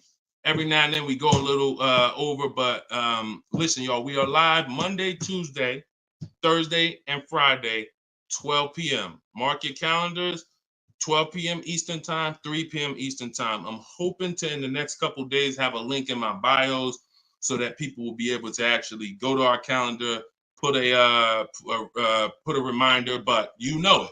12 p.m. Eastern time, 3 p.m. Eastern time, Monday, Tuesday, Thursday, and Friday. And this whole broadcast is sponsored by, if you just jumped on, I'm the creator, I'm the author of the book, the digital book, Cars from Home, 7 Steps to Saving Time, Money, and Avoiding Dealerships. You can get it for 75% off. It's normally $97, but as long as you get there before the timer hits 0, you can get it for $24 in my TikTok bio, in my Instagram bio, or you could go to deshonesbook.com in the comment section on YouTube or Facebook, get your copy for 75% off. I'm also the creator of the Cars from Home video library, and I've coached over probably 1,500 people now since 2021. So we've been doing this. Everything I'm teaching you is proven. And I'm going to tell you, just like I tell my coaching students, when you get my book, see, I don't do questions and answers for my book, y'all. See, there's people who DM me. First of all, I don't even see DMs. The reason why I can't do question and answers because there's no other author that does it. So I make myself available probably more than anybody. But when you buy the book, trust the process. If you don't see me say do it, don't do it. Do everything I say do. I tell everybody, even if they're in my coaching programs, you must trust the process that I'm giving you, and you got to unlearn your old process. Don't even think about your old process. Use my process, and I'll lead you to where you want to be at. Guaranteed. All right, so get your copy. I will see y'all all on the next broadcast. Tell your friends. Welcome to the new followers. Welcome to the new subscribers on YouTube. I appreciate y'all. We'll be back for episode 5. God bless you.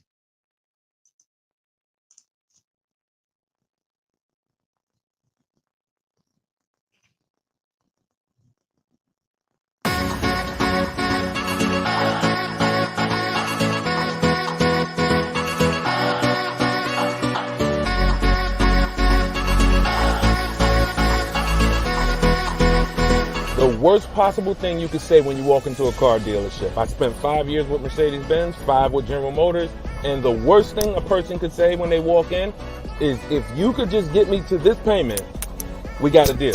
So your loan's probably still like 19, which means you got to pay to get out. You're upside down. It's called negative equity.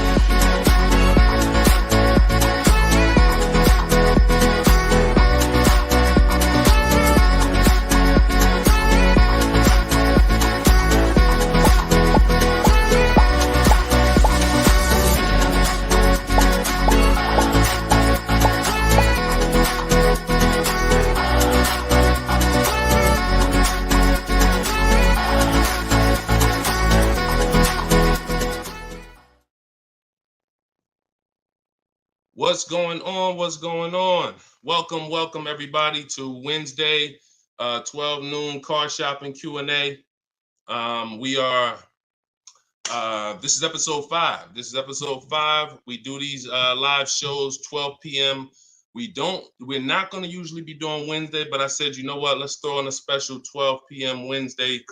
So we are actually live. I know some of you may watch the broadcast because we do rebroadcast these lives, but this is actually live, and we're going to be taking questions right now. So as you come in, if you could hit the share button and tag a friend.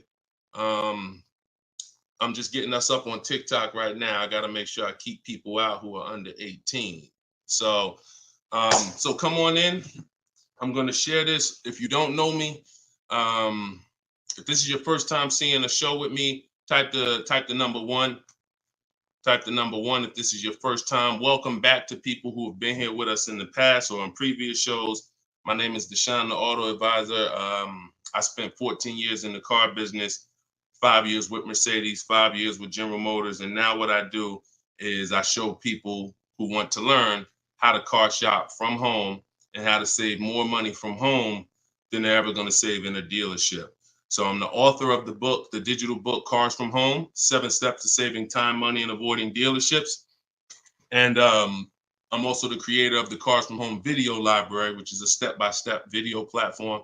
But anyone who's on here for the next 30 minutes, you can get a copy of my new book, Cars from Home, in my TikTok bio at 75% off. It's normally $97, but for 30 minutes, you can get it in my TikTok bio for 75% off, Instagram bio for 75% off.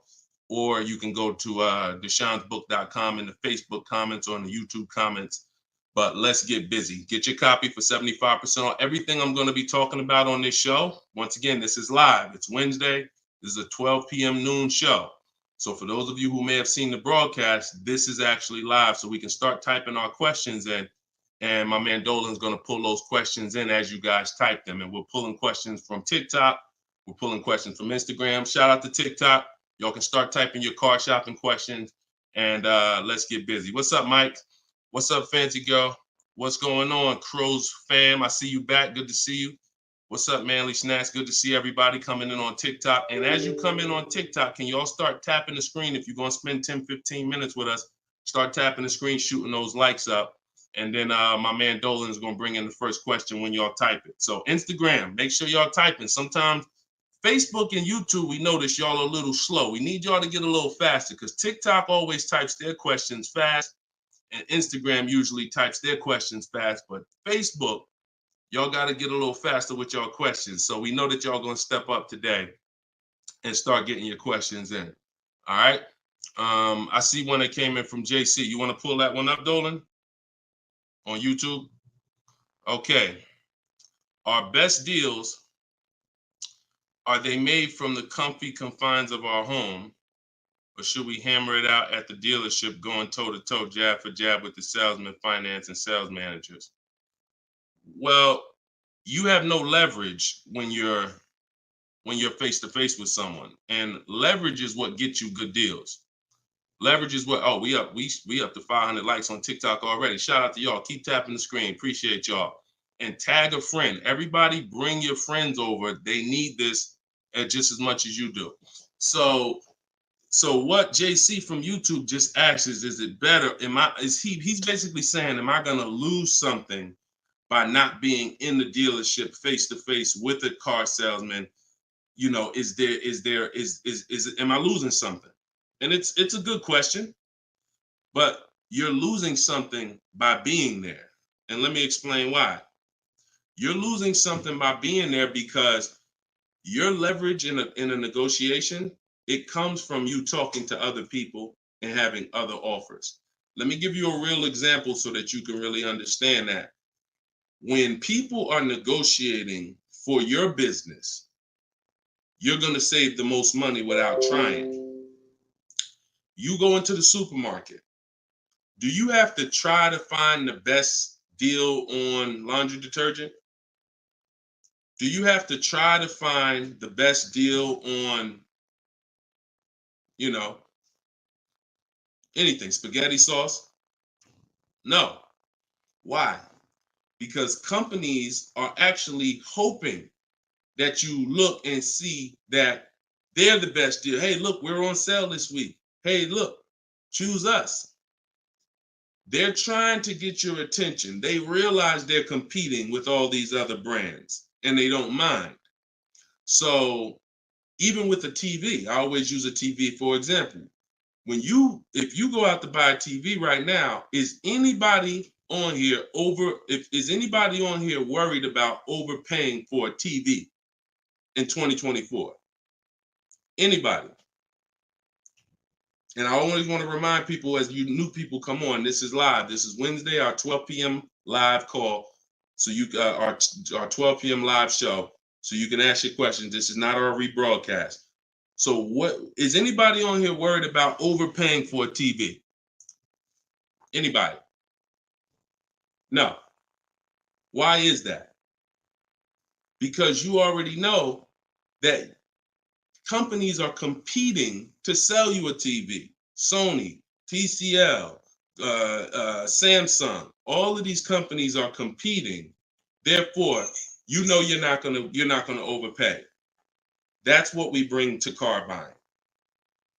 In a nutshell, y'all, if I can wrap up what I'm trying to show you with Cars from Home, the reason why my brand is called Cars from Home, my book is called Cars from Home, my library is called Cars. The reason is because it's a mindset. It's a mindset. You're bringing the same mindset you would bring to shop for your TV to cars. And you don't overpay. You don't have anybody on here worried about having buyer's remorse for the TV. Look, Fancy Girl, Kiki, no. Look, RJ Newscom, no. Look, Patrice on Instagram, no. So no one on here is worried about overpaying for any of these items that years ago, we used to be worried about overpaying for TVs, but not anymore. So when you start staying at home and getting multiple offers and kill your programming that the car business has programmed you into thinking that you need to go in, then you're going to see how much money you save quicker. Okay? Who's not a good negotiator? As you come on, I want y'all to answer this question. Who's not a good negotiator? I see you, Yayo. I see you. Okay, I see you, Fun Times. Welcome, Tone Bud. Who's not a good negotiator? Just type me if you're just, Deshone, it's not my thing. I'm not really, look, Crow's fan. No, I'm not. What's up, Tom? Julia? So all of these, look, John C on Facebook. No. William on TikTok. No. All of these people are not yet. Danny on Instagram. So what I want to tell y'all is you no longer have to think you need to be a good negotiator to win with buying cars. You're going to start making people negotiate with each other. And that's multiple offers. So if you're buying your next car and it's a new car, you're going to get at least 5 offers from 5 different dealers. And if you're leasing your new car, you're going to get at least 5 offers from 5 different dealers while you're at home. And if you're buying a used car, you're going to stay at home. You're going to look at the entire used car market on all the marketplaces. I teach 8 marketplaces. You need to be everywhere a used car is. These are like if you were buying a TV, to continue to use that example, you wouldn't just be on Walmart.com, but not be on Amazon. You wouldn't skip Best Buy. You wouldn't skip PC. Wherever there's a TV, you would be. It's the same thing. And y'all are going to save more money than you've ever saved, easier. This is how you take control and have your confidence, and you are empowered. Okay? So that's the answer to your question, JC. You don't lose by being at home making dealers bid. You lose by being in dealers going one-on-one. Okay, great question. Shoot the next one up, Dolan. All right, this one is Mr. Martinez on TikTok. Do they require a credit check with the request? Now, that's a good question. They'll make you think they do. Whenever somebody requests your credit for a quote, just know that that's a tactic. This is why you don't want to be in dealers talking. Remember this rule. Never talk numbers for a car in the dealership. Okay? Never talk numbers in the dealership. You want to only test drive the car. Now, it's a little different with a used car. New cars, leases, never talk numbers in the dealership because you have no leverage there. It's continuing to go back. You have no leverage inside the dealership. Now, when you are requesting your quote, you're going to the dealership site. In my book, my book is called Cars from Home, 7 Steps to Saving Time, Money, and Avoiding Dealerships. Everything that I'm teaching y'all is out of one of those 7 steps. Now, when you get to the point where you're getting offers, we're not using third-party websites because dealers pay for those leads. We don't want dealers paying any extra money to a company to get in touch with us. We want to go direct to dealers' websites. This takes 20 minutes. If you do it my way, you're going to the dealer's website. In my book, I have a link to the dealers, each brand. You put your zip code in and it'll pull up all the dealers. Now, as you go to these dealers' websites, you're doing a copy and paste. Copy and paste. And now, what are we saying in that first message? What we want, what we're looking for, when we can purchase. We're not talking about numbers yet. We just want to see who has a car. Now, once we see who has a car, now my strategy that I like you to start using, and some of you who have my book, you've used it already, is the 25 to 5. 25 to 5 is when you're connecting with 25 dealers online, and the goal is to get 5 offers.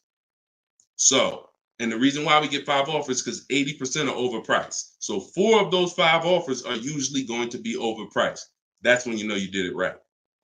So when we're getting our quote request, one dealer might say, oh, I can't do it without credit. One of the things we say when we're requesting quotes for a lease is assume tier 1. Now, for those of you who are purchasing, not leasing, you're going to request quotes all in, taxes, fees, everything in. Now, there are people who are going to try to knock you off your game. Some of you know, if you have my book, I have scripts for everything they're going to say, because I used to have to use these templates. You're going to hear stuff like, oh, we need you. When can we get on the phone? Can we just have a quick phone call? My script for that is, I'm going to be handling my whole process from home. I'm only going to be talking to the person who actually makes the best offer. And then you always end with a question. So you will always ask. You never want to end your communication online just end with a statement, because they're trying to get you on their agenda. You're trying to keep them on our agenda, which is, you're either going to let me know what car you have. Do you have a car that matches what I want? Second, once I confirm you have a car that matches what I want, can you give me an offer for it? That's what we want. And everything we do is to stay on that agenda. Does that make sense? When you're leasing and you're buying new cars, you have to have an agenda, because, again, I'm trying to teach you, I want you shopping with strategy. I've been doing this, helping people since 2021. We've helped over 8,000 people, probably 6,000 with my book, another 2,000 with our video program. So this, we know, works. I'm not telling you something that I'm hoping works for you. You just have to do it. But what you're going to have to do is stick to the agenda and realize that my only two purposes is to find out, does a dealer have a car that matches what I want? And can you make me an offer on it? That's it. And now I have scripts in my book that do that. For all of you who just came on, this whole show is sponsored by my new book, Cars from Home. And you can get your copy for 75% off. It's normally $97. It's a digital book, because I need to update it as things change in the market. And if you got a print book, if I printed a book and now I mailed you a book, now you got the book and it works now, but when you go to use it a year from now, some things may change, some websites may change and whatnot. Now you got to buy another book. So this book is a one-time, you get upgrades as I upgrade it, and I probably updated it at least 4 times since I launched it. So get your copy for 75% off in my TikTok bio, but you only got 30 minutes. Once 30 minutes passes, it goes back up to $97, which is still a great price, by the way, because you're going to save thousands of dollars using it in my Instagram bio and my TikTok bio. So you're never getting to the point, Mr. Martinez, where you are giving a person an opportunity to run your credit, because everything you're doing is at home requesting information. So as long as you get into the business of being at home, writing and requesting prices and seeing which dealer is going to offer you the car for the best price, you're never going to be in a position where you need to be giving your credit, because there's no reason. And if you give your credit, you really fell for the game, because now they locked you into them, which is the goal. So no reason for everybody, no reason to give credit to give somebody our credit to get an offer. All right, go ahead, Dolan. Next one. Type your questions. I see a lot coming in from Instagram. I'm in the dealership right now. Vital on Instagram. Keep that up. Keep that up, Dolan. Vital just said I'm in the dealer right now. Now, if you're there negotiating, then you're never going to get the best deal. You're never going to get the best deal. Understand, y'all, I'm not playing games. For those of you who don't understand what we really do here, like, this is Greg right here. Greg used our strategies. He got a $56,000 Kia EV6 win. He got it for $527 a month on his lease, no money down. That's through bids. That's not through negotiations. Danielle's lease, $44,000 Audi A3. She got it for $550 a month, no money down.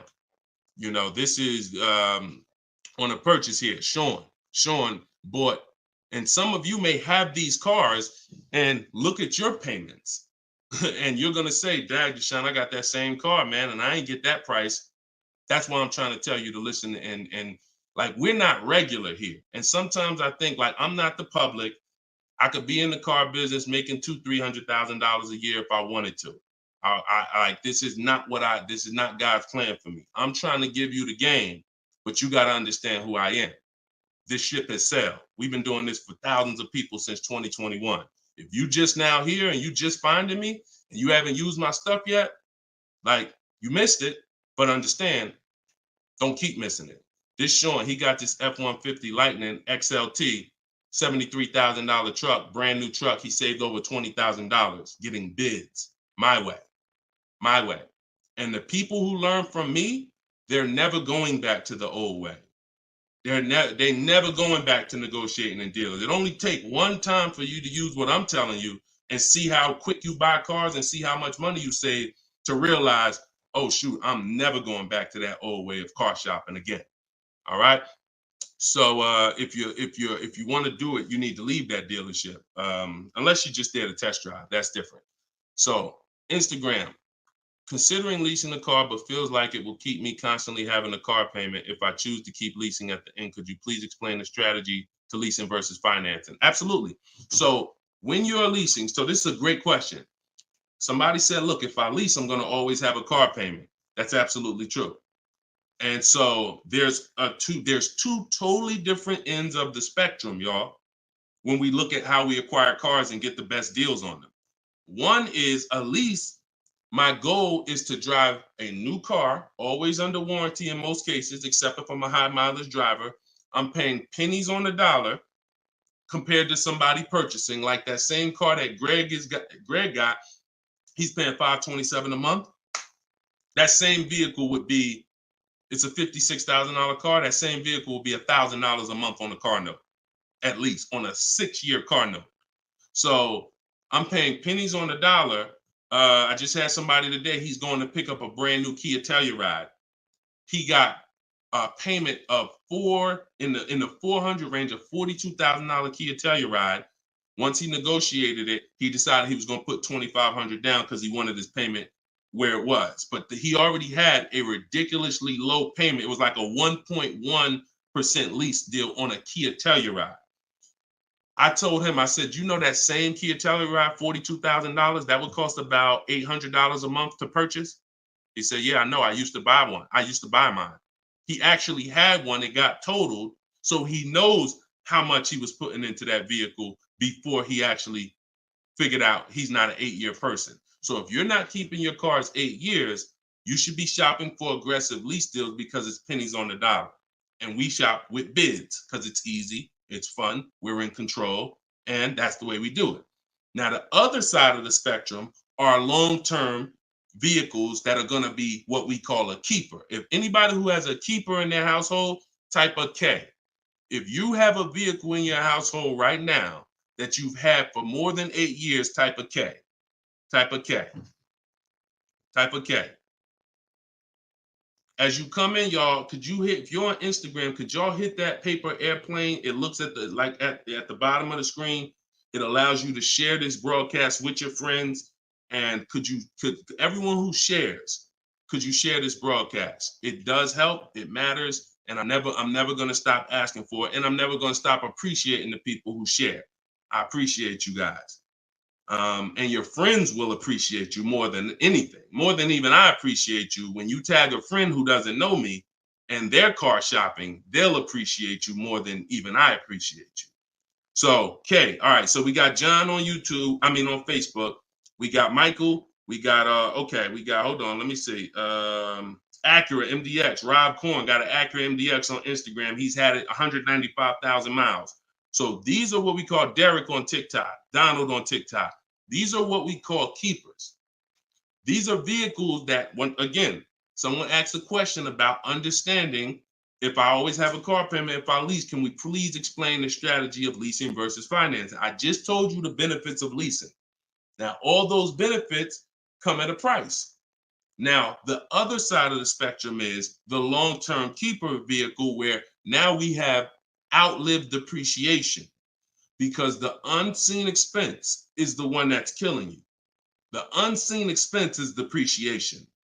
When you buy your car today for $30,000, tomorrow it's not worth $30,000, right? Tomorrow. You can buy a car today for $30,000 and bring it back to the dealer tomorrow. They're not just giving you your $30,000. You've lost money in one day. That's depreciation. Now you can sit that car outside your house and you can have that car. You don't drive it 1 mile. You never even touched it. And you go out there and a year later, is it worth $30,000? No, right? You never told, but Deshone, I didn't even drive it. But you understand, it's not worth $30,000 anymore. It sat there for a year. Now it's probably worth $24,000. That's depreciation. So some of you have been trained to think, oh, well, I buy my cars because I don't want to pay for the mileage. What I'm trying to get you to understand is when you understand depreciation, you're going to see not only do you pay for the mileage, whether you buy or lease, you pay for the car whether you drive it or not when you buy. Does that make sense? Type clear if y'all are clear so far on this, on these principles. Because it's bad information that's been fed to you for all these years that, oh, you know what? I like to drive as much as I want. Oh, I like to do everything and I don't want to pay for mileage, so I'm going to buy. But what you're seeing now is, oh, shoot. If I drive no miles, my car's worth less. If I drive average miles, my car's worth even less. If I drive high miles, my car's worth even less. Depreciation. It's the unseen expense. So now our goal with purchasing the right way and picking whether I'm going to shop for great lease deals or whether I'm going to be a long-term keeper is to avoid where the depreciation loses us the most money. The most money. Look, right here, 3, 4, 5, 6 years, you're losing the most money. This is when you don't want to have bought your car and replaced it, because you're losing thousands and thousands of dollars every year. And now many of you have been taught it's okay to switch cars while you're in here, dropping. But going back to the keepers know, all right, I'm switching cars when my value is like this, my depreciation. So all of you who said out there that you got a car that you've had for 8 years, 10 years, 12 years, now you're gonna, here's what proves to you what I'm saying is true. The keepers, which is why I'm trying to get you guys out of that middle, all you 3, 4, 5 year people, 6 year, 7 year people that do not lease. You don't keep your cars long enough to outlive this depreciation, but you don't lease. You're losing the most money by far, thousands and thousands of dollars every car you buy in resale value, because you flip cars, try to trade them in while you just lost thousands and thousands of dollars. So on the other end, those of you who said, Deshone, I got a keeper outside, if that car today is worth $5,000, a year from now, it's probably going to be worth $4,800. That means you're no longer losing value like this. You're only losing value little by little, and you've outlived the depreciation.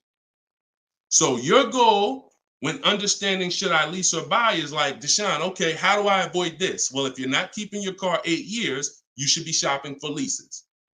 Everyone who told you otherwise was wrong. I'm not going to say they were malicious, but they were incorrect. And unfortunately, I call them confidently incorrect. Dangerous. Being confident and incorrect is dangerous to you and others and everyone who's going to listen to you. So I'm telling you the truth based on numbers, that shopping for lease deals is here. If I'm not keeping my cars 8 years, I need to be shopping for great lease deals. If I'm going to keep my car more than 8 years, then I'm going to purchase and I'm going to make sure I get a car that's going to last 8+ years so that I can outlive the depreciation and win with long-term ownership. But I'm not stuck in the middle. Clear? Clear? Everybody clear before we move to the next question? JC said, my man hitting on all cylinders. I appreciate you, man. This is what we do, man. I've been doing this since 2006, man. I'm not new to this. I've been helping people save money on cars and make dealers bid for their business since 2021. And that's what I'm known for. Here in New Jersey, people know when I had my brokerage, Deshone is the person that helps people save money if you listen to him. If you don't listen to me, God bless you. I wish you the best. All right, so for all of you, cue the next question up, y'all. For all of you who just jumped on, this whole show is sponsored by my new book. Everything I teach is out of my new book. It's called Cars from Home, 7 Steps to Saving Time, Money, and Avoiding Dealerships. It's normally $97, but as part of our launch, you can get your copy for 75% off. It's a digital book. It'll be in your inbox in literally 3 minutes. And if you're on TikTok, you won't leave the broadcast, so you don't have to wait until the show is over to click the link in my bio, get your copy, and then you can come back and listen to the rest. Same thing on Instagram. And we got something in the comments for Facebook and YouTube. You guys can click the comment section, or if you're watching us on television, you can scan the QR code with your phone. All right, let's go, Dolan. Shoot that next one up, brother. Let's keep these questions coming, y'all. Keep typing them. And again, we're live right now, Wednesday. This is our Wednesday 12 p.m. live stream. I want to make sure I keep saying that because we broadcast these shows all day long so that some of you could tell your friends if they missed the live show, they can still see the broadcast. But right now, it's Wednesday, and this is our 12 p.m. live. So ask your questions. This ain't a rebroadcast. JC said, could you please share with us your insights on how to best eliminate dealer add-ons, addendum lists from the deal? Example, windows etching, low jack, nitro in the tires, Scotch guard. Okay, you name it, whatever. I always say this, and I have a video that has done well. It's been seen by several people, and it says we don't negotiate with dealers with fake fees. You can see, what I need you to know is 80% of dealers are overpriced. 20% are trying to beat their competition, and they don't mind competing. These are the best people in the world. These are the people you want to find and buy from. But there's 17,000 new car dealers in this country. There's 100,000 used car dealers in this country. Somebody tell Isaac on TikTok that we just answered that question. So if there's 17 million new car dealers in this country, 17,000 new car dealers in this country, and 100,000 new car dealers, used car dealers, and 80% are overcharging, then you need a strategy to find the 20%. That's another reason why you cannot walk into a dealer and think you're going to get your best deal, because you don't know. You have a much higher chance of finding an 80% than you do a 20%. Does that make sense? It's more than likely when you walk into a dealer and you request a quote, or you request an info, even the dealer that you've been buying from, they're going to say, it's more than likely you're dealing with an 80% dealer, just based on the sheer numbers. It's not 50-50. And like I said, I've worked with 8,000 people since 2021. We have the data to show this is not 20% is who you're looking for. That's who we're looking for. So what we do is we need to sort for them. We're not looking to walk in. We're looking to stay at home and sort for them. The 80% are going to do what the 80% do. To answer your question, JC, I'm not interested in getting an 80% dealer to take off their fees, because that's not what they do. Thanks, Carter's dad. That's not what they do. They charge fees. People pay fees. People who walk into them and buy the old-fashioned way. Your friends. Some of my friends who don't know me, most of my friends know me though now. So, pretty much everyone that knows me in real life uses what I teach. But some of your friends, pretty much any of your friends that ain't doing what we teach, they're out there walking into dealers. And the 80% are going to do what the 80% do, as long as people keep paying it. As long as people, all right, man, well, look, you're going to have to take some of that off. It's made up to begin with.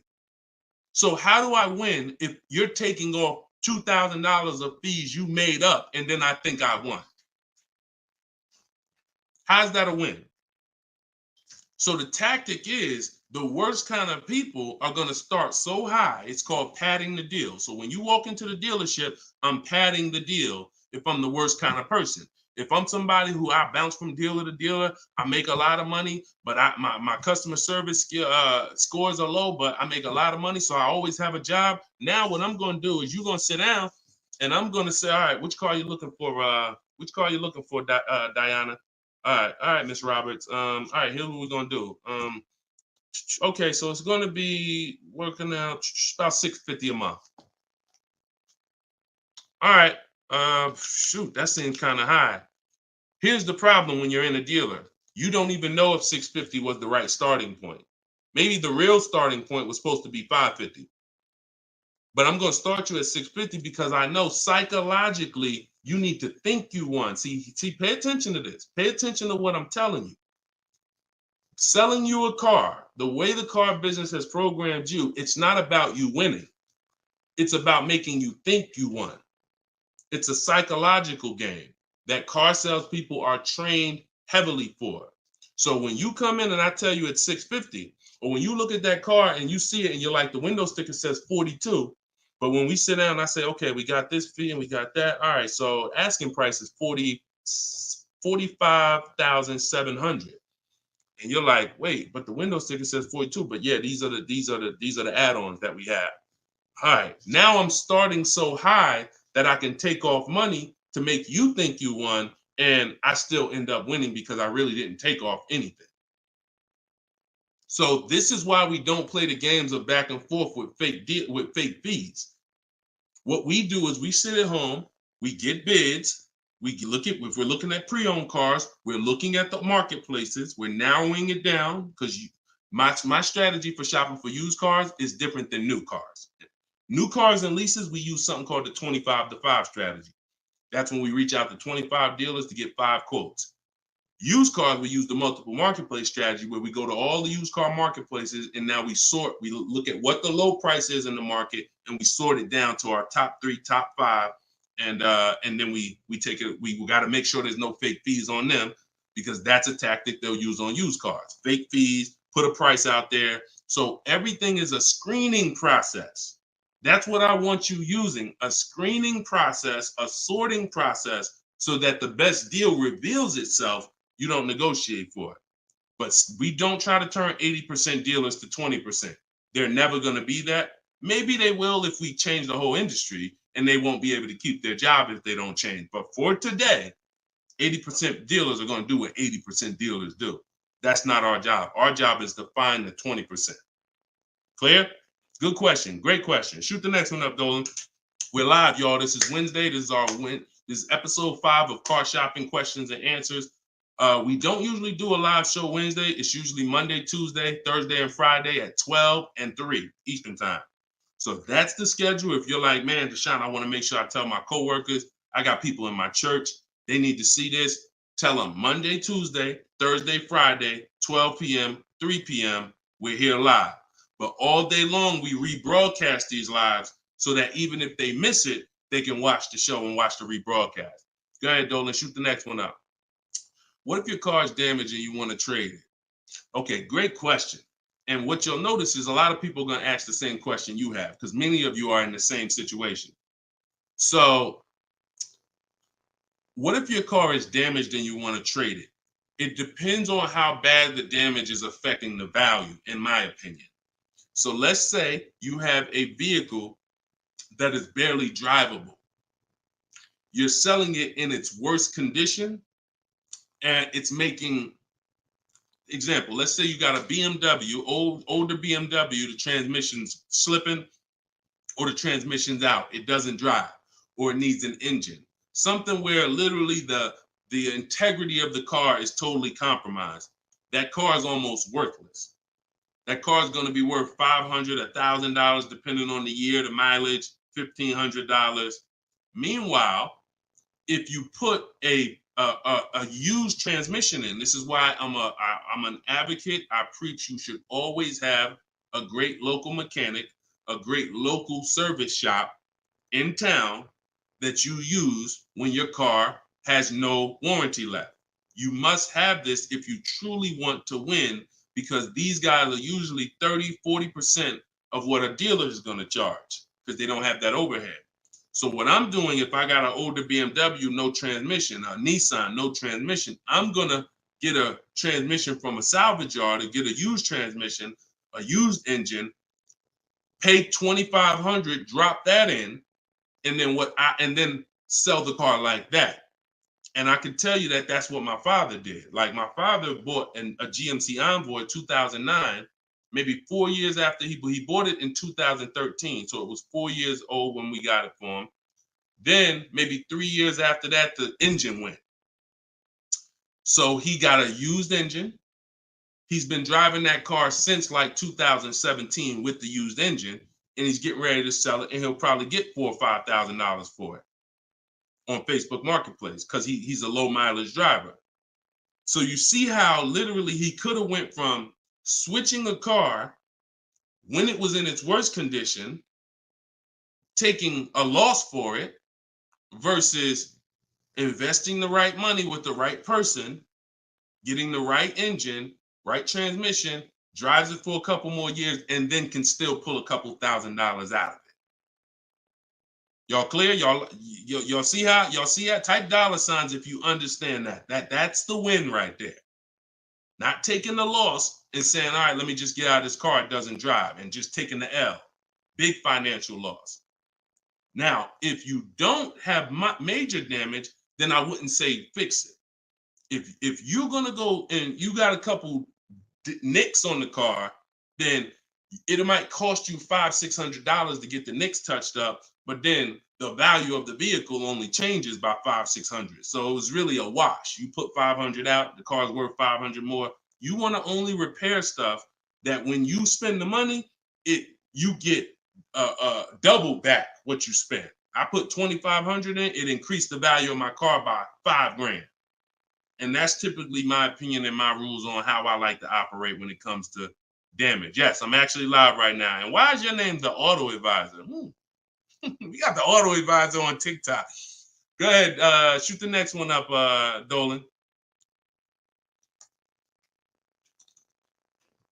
All right, this one from YouTube. Alberto Romo. My car has some equity. Dealer called me if I want to trade it for a new one. Car has less than 30,000 miles. Should I do it? Who's getting calls from dealers right now begging them to come in and look and let them buy your car? Who's getting calls? Who's getting emails? Who's getting letters right now from dealers? Fancy Girl Kiki said me. You're getting calls. You're getting calls. You're getting emails. You're getting letters. Hey, Ruben, we'd love to buy your car right now. Hey, Isaac, we could get you out of your car early. Come in right now. A lot of you, right? I see a lot of you. The reason that's happening, look, he's saying lock on Instagram, me. So the reason this is happening, y'all, is because they're depending on you letting the dealer be your first offer for your car. Now, see, dealers know they're getting outbid right now. They're not able to buy as many cars as they used to because people are getting used to, I mean, it's almost a curse word in my book. We don't use this word. We don't use the word trade. And some of you who have seen me in the past, you know we don't use the word trade. There's only one scenario where we need to trade, and that's if we have too much negative equity. The reason why we don't trade is because trading is not a bidding system. There's 3 transactions that you've been trained to give to a car dealer. One is buying a car from them. That's its own transaction. I bought a car from you. The second is getting the loan from them. That's another transaction. I got a loan from you, because there's other companies out there that only give loans. They don't even care if you buy a car. They don't sell cars. They give loans. That's a clue that there's money in the loan business. Now, the third transaction is people who want to buy your car. When you give your car to the same dealership, you gave them your old car, that's one transaction. You gave them your loan, that's another transaction. And you gave them the purchase of a new car from them. That's 3 transactions. And most times you didn't get bids on any of them. That's how you're losing money. You're probably losing $2,000 here, probably $1,500 on the loan, and then maybe another $1,000, $1,500 on your car that you gave to them. Hidden money. See, I'm not just here to teach you how to car shop from home the right way, strategically using my system. I'm also here to reveal to you the hidden money that you haven't seen in your car deals. So you got to stop doing combining transactions. That's why we don't trade. We get offers in my book, step 2. My book is 7 steps. Everything I teach is 7 steps. Those 7 steps won't change. First step is most important question. That's leasing versus buying. How many years you keep in the car? Second step is equity assessment. I need to get offers for my current car, my current lease, see if I have any equity, see if I can break even, or see if I have negative equity. Third step is deal structure. I need to find out how much this car is supposed to cost if I get a deal on it. I'm budgeting for a deal. See, we don't budget based on how much I could afford. I'm budgeting, I'm looking at a car if I'm going to lease and saying, if I'm leasing, this is what a good deal would be on this car. I'm budgeting if I'm purchasing, this is how much I'm coming up with. Watch this. Many of you go in and I only want to spend no more than $500 a month. Or hey, I only want to spend no more than $30,000. You end up spending $570, or you end up spending $31,500. Or they say, hey, yeah, we got you to $30,000, but what about the taxes? All right, well, I guess I'll just put that on a credit card. So you end up going over budget because you shop with your max budget in mind. We never shop with our max in mind. We shop with multiple goals below our max so that we always, no matter where we land, we're under our max budget. That's step 3. Step 4, we do something called shopping, not buying.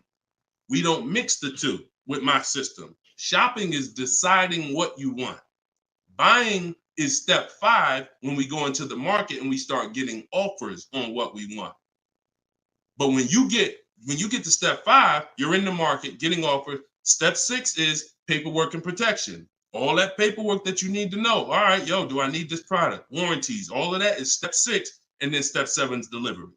So everything I'm teaching you falls under one of those 7 steps. And I'm trying to get you to use a system instead of winging it.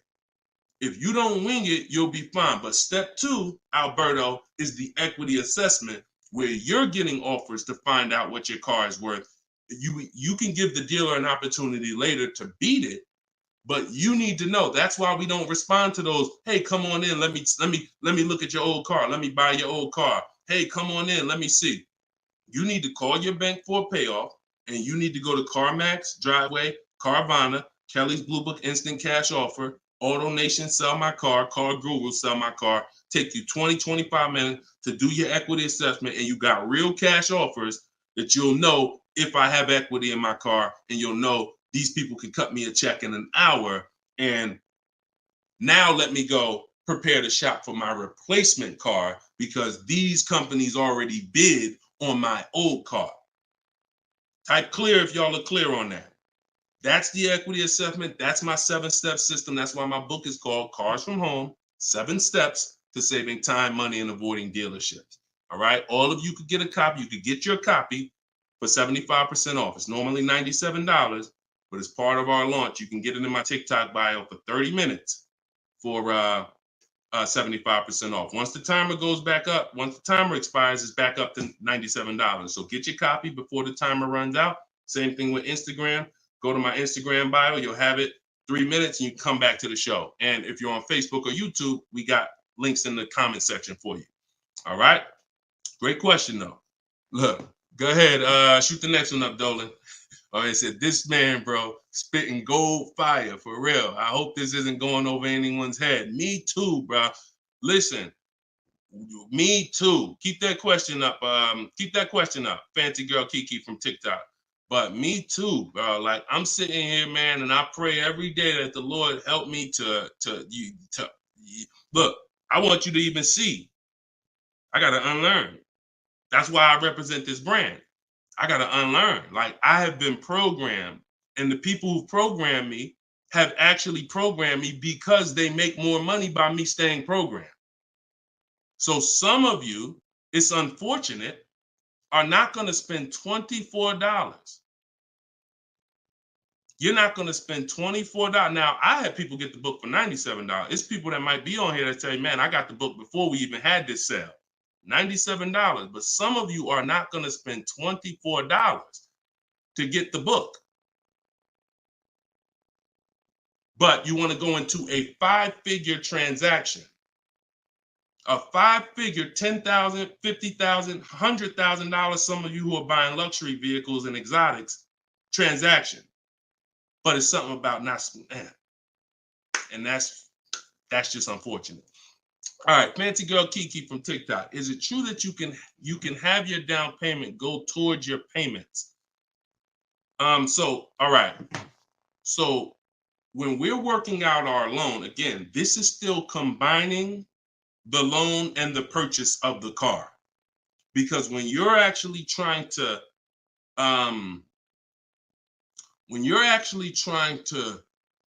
figure out and hope your down payment goes towards the payments and actually goes towards the car versus you basically just giving it to the dealership or maybe losing it to, not going to the car, you're mixing.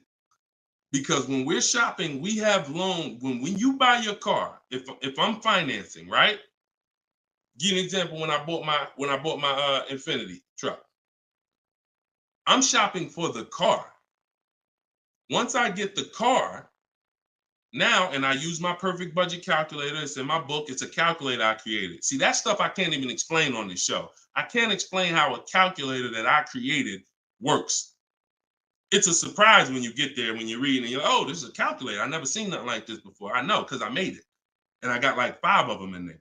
So, but when you're trying to do what it does, I can tell you how to do this manually to some degree. When you got to know what you can spend. That's why we have that budgeting exercise where in order for me to be at a $450 a month payment, I can't get any more than a $22,000 loan. If I get more than a $22,000 loan, then I'm going to have more than a $450 payment. So now you might say, okay, 6 years though, because if I go 6 years on the loan, then maybe I could get like $25,000 depending on my interest rate. But I need to know how much car I can buy based on where I want my payment to be. So now once I establish that in a budget exercise, you can do that with some calculators online, try to, but you have to account for taxes. The reason why these calculators don't work well, because they're not going to account for the taxes. They're not going to account for, any down payment you want to put in, and they're not going to account for any equity you may be getting. And then they're not going to give you these goals for, all right, a 5-year loan or a 6-year loan is 2 different prices. $450 a month for 5 years is not the same as $450 a month for 6 years. If I get a car at $450 a month for 5 years, I got a better price on it than if I got it for $450 a month for 6 years. So these are the things that you kind of got to have in your budget so that all right, this is how, because it does me no good to know that I could go and spend $35,000 on a pre-approval. What does that do? How does that equate to what I can actually spend? I don't want to spend $35,000. That's a $700 a month payment. So, but once you establish the budget on how much I can spend, now you go find the car. So I'm shopping for the Infiniti, and I'm shopping knowing all of these cars are within my budget. Now, when I actually get the car, now what I'm doing is going and I'm finalizing my loan and having multiple dealers, multiple banks and credit unions give me offers for my loan. Everyone can run my credit with a hard pull because I'm within the rate window where it's not going to affect my credit negatively. It's only going to weigh as one hard pull. I know you have heard, oh, don't let all these people run your credit. If you do this right, according to how you're supposed to rate shop, you can Google rate shop. In fact, I'll show you right now. I'm going to share my screen so y'all can actually see. See, it's the information you don't know that's costing you. It's the information that you don't know that is costing you. Look, if I go to Google and I type in rate shopping, Experian. Experian has a whole article. Let me know if y'all can see my screen. Hold on. Oh, wait, hold on. Entire screen. Look. So I go right here. Rate shopping. They have a whole article about how to properly rate shop. And let me see. Look, the FICO score window is 14 to 45-day period, depending on which version is used to calculate the score. So we do it in 2 days. We do it in 2 days. So we don't even use the 14-day window. That's why we don't let anybody run our credit with a hard pull until after we already find our car. So now you come in and you are I'm letting all these people run my credit to get their offers for my loan, their offers for my interest. And then what I'm doing is whoever makes the best deal there, I'm calling the dealer and I'm giving the dealer an opportunity to beat it. Because the dealer has another 7, 8, 10 banks that they might, let me see if I can beat that because I like to earn the business.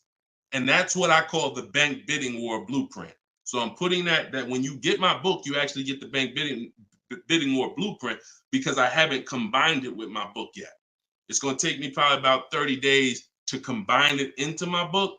So I just send the book and I send the bank bidding war blueprint. That strategy right there is called the bank bidding war. So we're not worried about if our down payment's going to go to the car, because our loan is always worked out with the bank, not with the dealership. Okay? Separate these things. When you start separating these things like I want you to, you're going to see I can't get into the same trouble I used to get into. Okay? Go ahead. Shoot the next one up, Dolan. Great question. Are you even actively selling cars, or are you just selling books now? No, we're all in the education business. I haven't sold cars since 2020. TikTok, what's the best way to approach a used dealership? From home. All the marketplaces. So you don't want to, if you're shopping for a used car, you cannot afford to miss a place where a used car is. What does that mean? Car Gurus, Auto Trader, Carfax.com, CarMax.com, Carvana, Driveway, eBay Motors. There's 8 marketplaces that we use. Vroom used to be on there, but Vroom's out of business now. So, and we don't use, people will say, why don't you use Auto Tempest because it pulls inventory from all of it. We don't use a third-party site, because what it's doing is pulling, it's not going to pull all the inventory, because no one's going to give this third-party site permission to just pull all their inventory, and now people start going to the third-party site instead of coming to them. So we just go direct to the marketplaces. And then the first thing we're doing, once we know our budget and what we can spend, we're going and we're looking for our car. But we are not going, the first thing you need to do if you want to get, y'all know, like, what I'm famous for is teaching people how to get below market deals from home. Below market deals. When you're getting below market deals, you have to realize there's 2 other categories of most people paying. Some of you have been paying market value. Some of you have been paying above market value. So below market value means there's 2 categories that we want to buy below what they're paying. Okay? So we got to have that in our mind. Below market. Like when you look at Eddie. Look at Eddie. This is 2023. This was last year. Still coming out of low inventory. He got a 2023 Camry hybrid. And the hybrids last year, they were on fire. On fire. Like, so they were still charging $2,000, $3,000 over sticker price for the, he got $2,086 under MSRP getting bids. That was his lowest bid. Okay? He said, I had a 1-week window. So those of you who are like, Deshone, I need a car in a week. When you get bids, it ain't nothing. He said, I actually completed the process in 4 days. So below market deals where people are paying sticker price and they think they won. You know what? Hey, you know what? The best deal is, at least I didn't get a markup, sticker price. Now, let's get back to approaching the used cars. When we open up when we get in used cars. Oh, wait a minute, yo, banana dad, you funny, man. So when we get in used cars, so our goal before we could get a below market used deal, we have to know what the market prices are. So when we open up those marketplaces, the first thing I want you to do is look and sort from lowest to highest prices on all of them. Lowest to highest prices. Well, the first thing we actually do is start an account. You want an account because we want to get alerts of all new inventory. So we start an account on all the marketplaces that we can start an account on. Now we're going to look and sort from lowest to highest, and we're going to look and see what the low side of the market is. Low side of the market, low side of the market. Now I might say, okay, the low side of the market is about 22, 23. If you're doing it right, you're always going to have prices that are $3,000, $4,000, $5,000, $6,000 more. If you don't see that type of spread, you're not doing it right. So now we know this is the low side of the market. Now here's what comes with the low side of the market. Bad Carfaxes, frame damage, salvage titles, sketchy history, Damaged cars, that's good. That's what comes with it.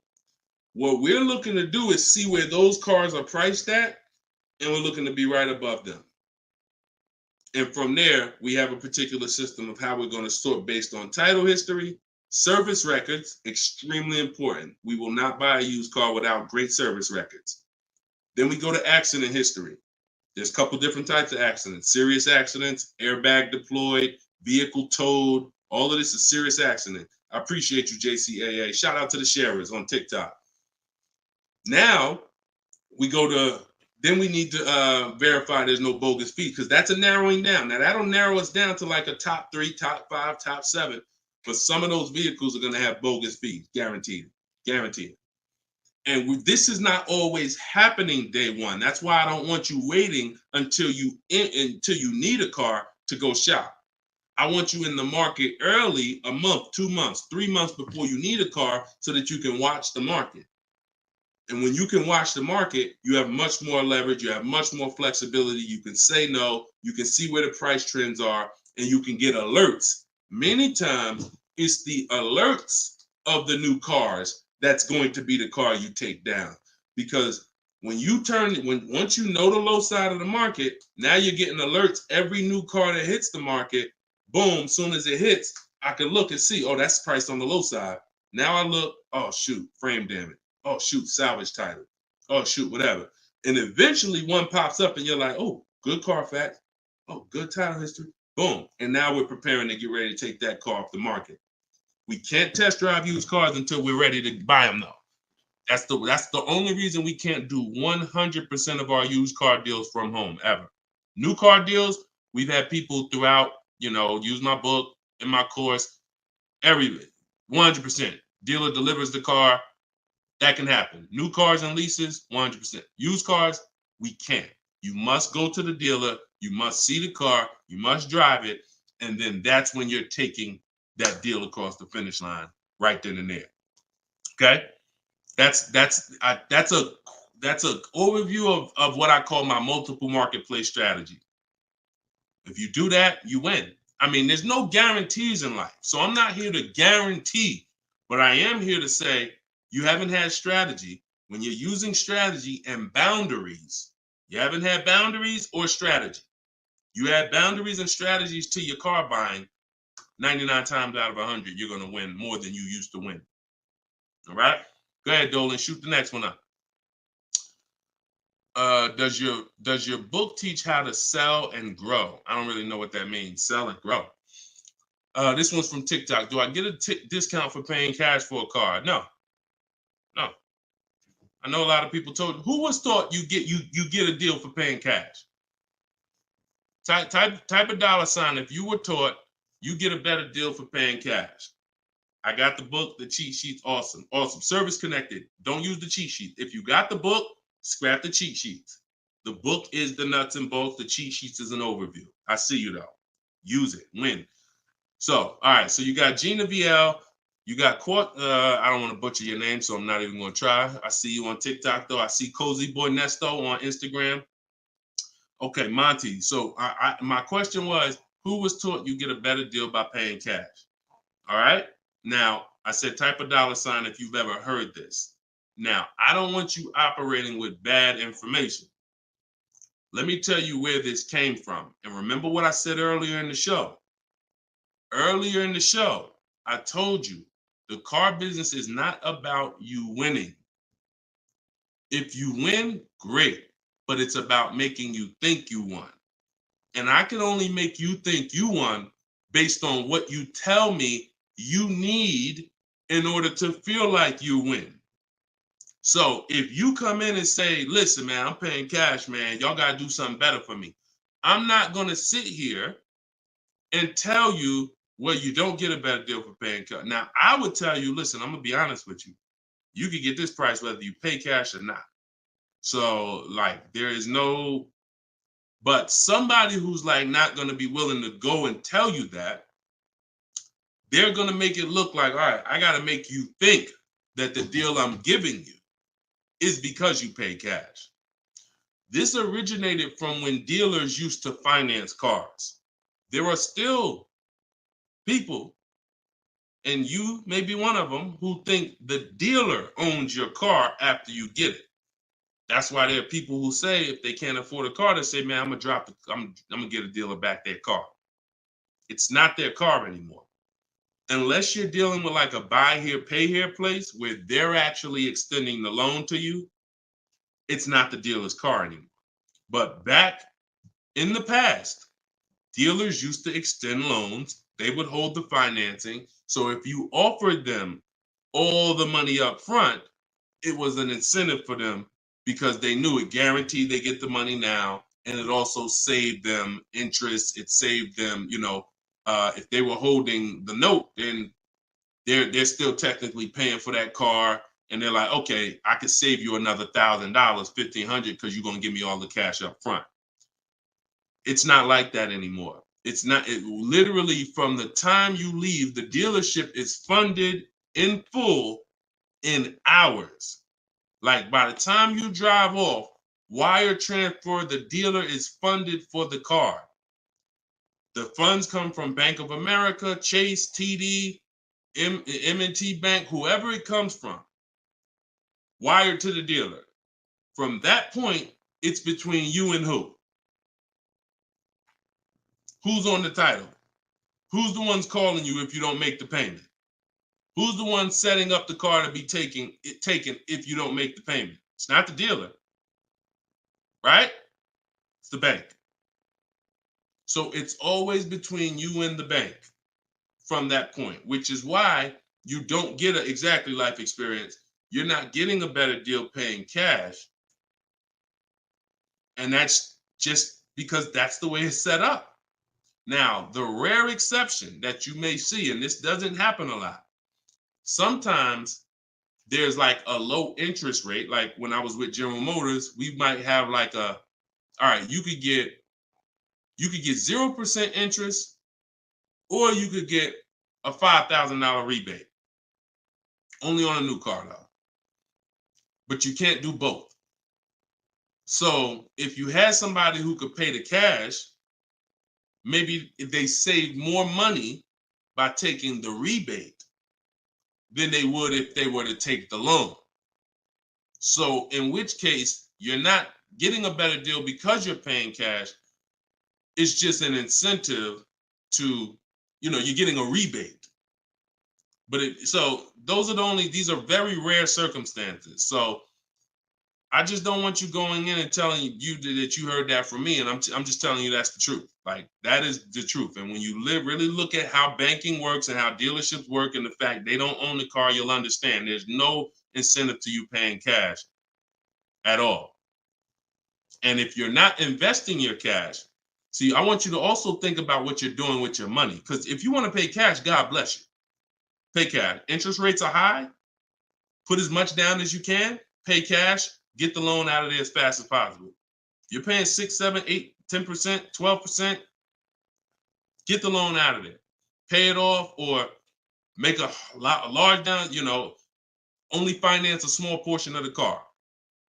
But if the rates are low, which at some point we do believe rates will be low again, or I always tell people in the bank bidding war, you got to check, see if there's any special interest rates. There might be 0%, might be 1%, 2%. So if those instances exist, there are people who your money's invested. You're getting 8% on your money. You're getting 6%. You're getting 10%. You're in real estate. You're getting 15%. It makes no financial sense to take that money that's earning money for you out and put it into a car that is going to lose money for you. That $20,000, $50,000 you put in the car is going to be worth half of that in 3 and 4, 5 years. 5 years, it'll be worth half. So these are the things I talk about. I don't believe in one size fits all car advice, y'all. That's why I'm always saying it depends on this situation. If you're this type of person, if you're keeping your cars 8 years, you should be buying. If you're not keeping your cars 8 years, you should be selling. You should be leasing. A lot of people think, okay, Deshone, you talk about leasing a lot. I talk about leasing for people who are not keeping cars 8 years because they've been taught that they should still be buying. But I'm putting you in the strategy that's custom to your life versus what you've been hearing, which is people telling you, hey, do what I do. Only buy used cars, pay cash for them. Now, that's your situation. So anyway, so all of this is out my book. Cue the next question up, Dolan. We got a couple more minutes and then we'll wrap. All of this is in my new book, Cars from Home. It's called 7 Steps to Saving Time, Money, and Avoiding Dealers. Normally $97. You can get your copy for 75% off for 30 minutes. It'll be $24. And everything I teach is in there. You know, everything that my video my students in my video course have had, my coaching. This is the same 7-step strategy that we use to get these below market deals. And I've been showing them throughout the show. So if you just jumped on, like we've been showing these deals throughout the show. All right. Go ahead, shoot the next one up, Dolan. How can we eliminate dealer ad? Oh, we did that one. Yeah, we did that one from YouTube with the dealer add-on. This one's Dakota from YouTube. I have a Malibu Chevy, still drives good. However, the dealer is banged up as well as a few scratches. The door is banged up as well as a few scratches.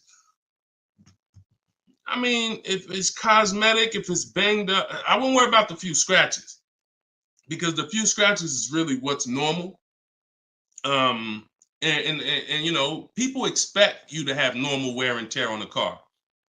Some people think, hey, if I have a, you know, even with leasing, you're allowed to have wear and tear, a couple nicks, dings, they allow that. They don't expect you to bring the car back perfect.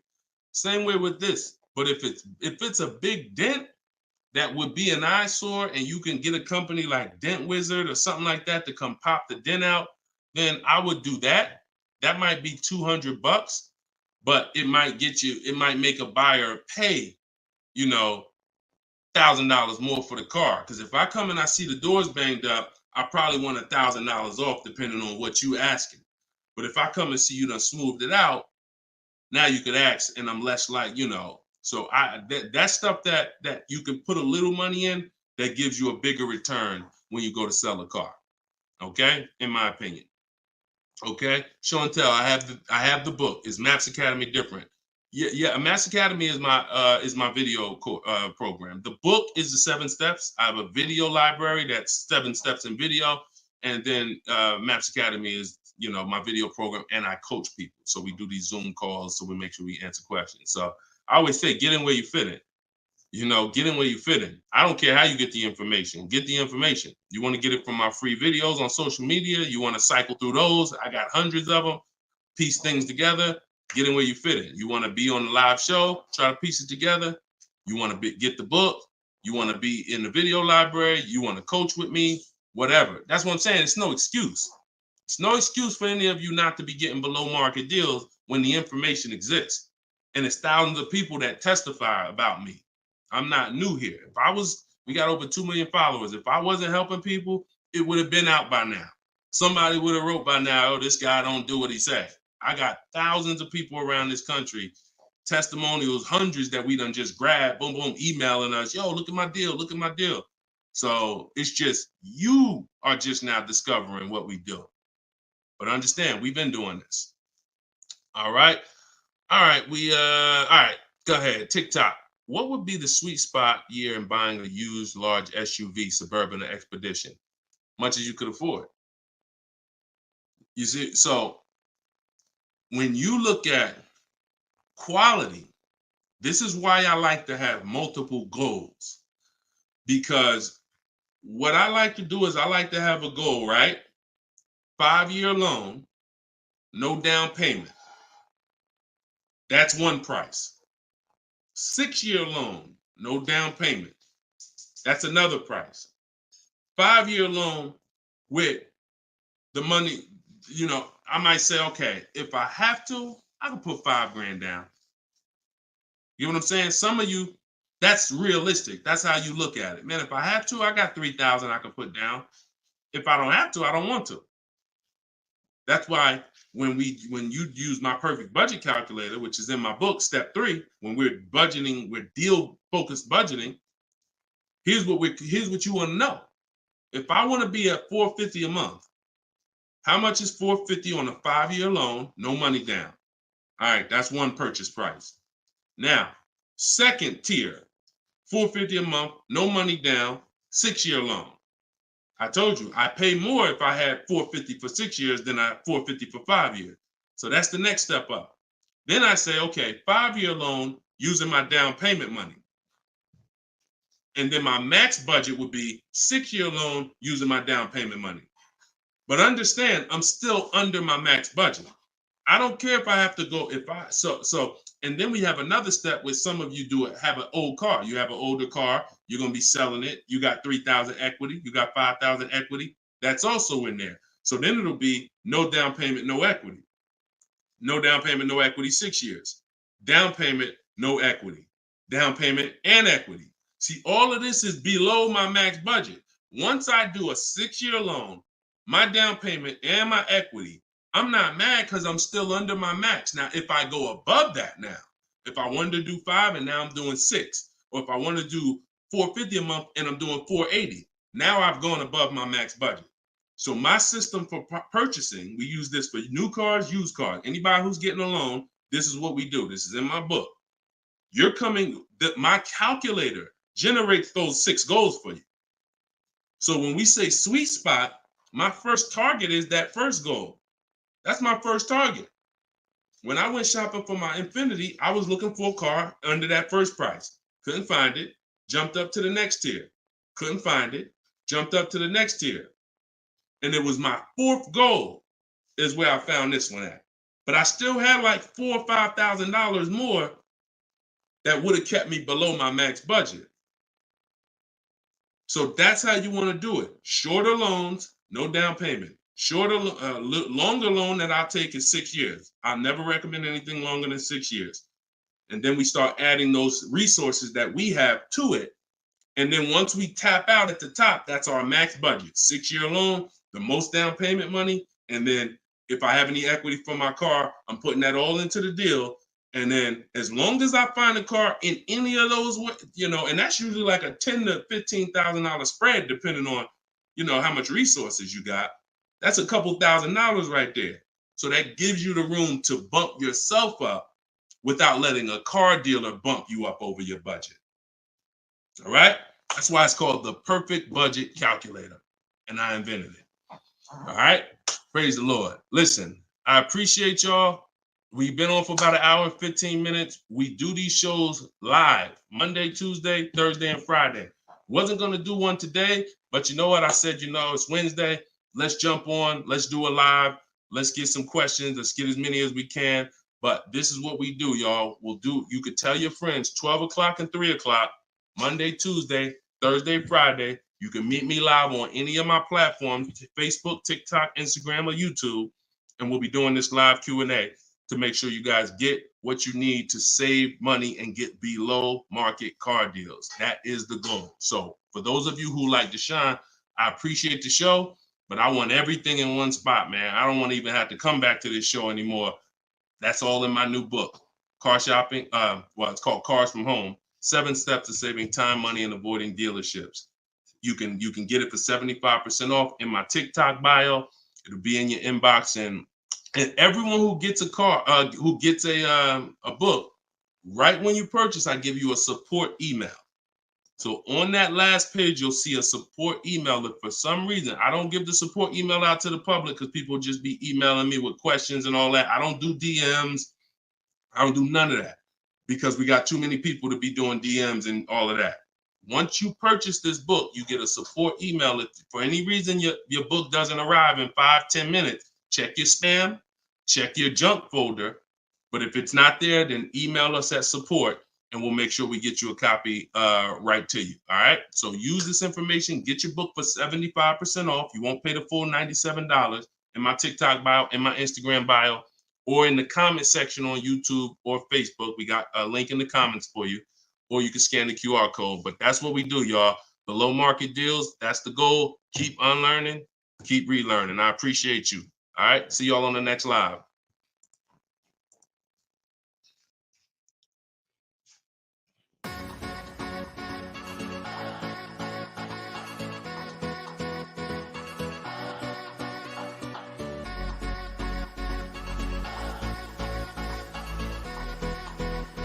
The worst possible thing you could say when you walk into a car dealership. I spent 5 years with Mercedes-Benz, 5 with General Motors, and the worst thing a person could say when they walk in is if you could just get me to this payment, we got a deal.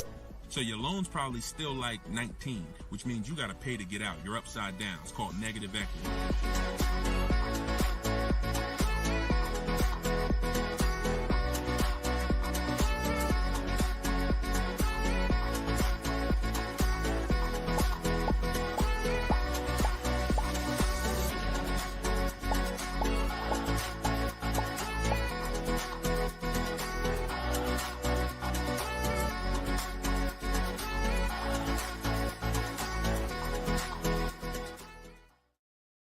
Gail, welcome everybody to episode 6 of Car Shopping Questions and Answers. I am your host, Deshone, publicly known as Deshone the Auto Advisor. We do these shows Monday, Tuesday, Thursday, and Friday live at 12 p.m. Eastern Time and 3 p.m. Eastern Time. So I know some of you may see our live rebroadcast. That's for you to tell your friends about. That's when you can't make the show, you catch the rebroadcast. But those are the times that we're live. If you don't know me, I'm the author of the digital book Cars from Home, 7 Steps to Saving Time, Money, and Avoiding Dealers, currently rated 4.94 on Goodreads.com. So thank you to everyone who has reviewed the book, the digital book. All of you can get the copy for 75% off during the show for the next 30 minutes. You'll see when you click the link in my TikTok bio, there is a link, there's a button for you to get 75% off. So you won't pay the normal $97 price. Same thing with Instagram. And you guys on Facebook or YouTube, you can click the button in the comments and you can get your copy. So come on in, start typing your questions. We do this, we do rapid fire Q&A. I see a lot of people coming on the TikTok, and we got Dolan pulling questions. So no matter where you're watching us from, type your questions and we're going to pull them into the live show and we'll get them answered right now. All right. So I'm excited about this show. I see we're continuing to see people getting below market deals. If you don't know that the goal is for you to get below market deals, and the goal is for you to not spend more than 30 minutes in a car dealership. I spent 14 years in car dealerships. So you're not learning from somebody who's just like you. I'm just like you in that, I buy cars, I lease cars. That's the way we're similar, but I'm an insider. I'm an auto industry insider. My business for 14 years plus was in car dealerships. So start typing your questions. Let me tag everybody on Facebook and let's get down to business. Okay, whenever we get the first one, Dolan will put it up. Let me just tag my people here on Facebook. All right, there we go. Okay, what's up, Skinner? Good to see you. What's up, Angel? What's up, Jill, man? Good to see you. Yep, what's up, Jason? Great to see you. All right. Brother said he's been doing it. Oh, what's up, Auto Advisor? Good to see you. Absolutely. All right, y'all got to type fast. I know you probably, and try not to make your questions long. Try to get all your question in one shot, but try not to make it too long where it can't fit in. All right, this one's from TikTok. Isaac from TikTok said, best current APR rate for tier A1 credit. So the best APR is always going to come through getting bids. Now I know this is new. This is new to most of you. But getting bids is how you're going to get your best and guarantee your best car deal, your best loan. So I'm going to lay out this process we call the bank bidding war. And if you follow this step, you'll be able to have 10, 15, 20 banks and credit unions bidding for your loan. And then you'll be able to pick the best one. And the way you do this is extremely important, because if you do this right, then it's only going to have the same effect on your credit score as one hard inquiry. So think about what we're saying. We're going to allow multiple people to access our credit with hard inquiries, but at the end of this period, after we get our car, the weight on our score, the effect on our credit score is going to be one hard inquiry. So the first thing, there's 3 rounds in the bank bidding war. The first round is to always check and see if there's any special interest rates or special promotional rates that are being advertised for the car you're looking for. So let's just say you're shopping for a, Kia Telluride. You're gonna now check and see, is there any special interest rates? 0%, 0.99%, 1.99%. All of these rates are like a finance rebate. That means there's no bank or credit union that's gonna beat them. So this is the first round. So if we do get a special interest rate there's no reason for us to even shop for interest rates other than that. Because again, no bank, no credit union is beating 1.99, even 2.99. Now, here's what you have to check when we do that. How long is that loan?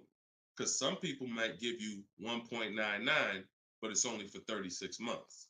And some of us are not going to take a loan for 36 months because the payment's going to be too high. You might need a 5-year loan or a 6-year loan. So we're not just looking for if there's a special interest rate, we're looking for what is the term.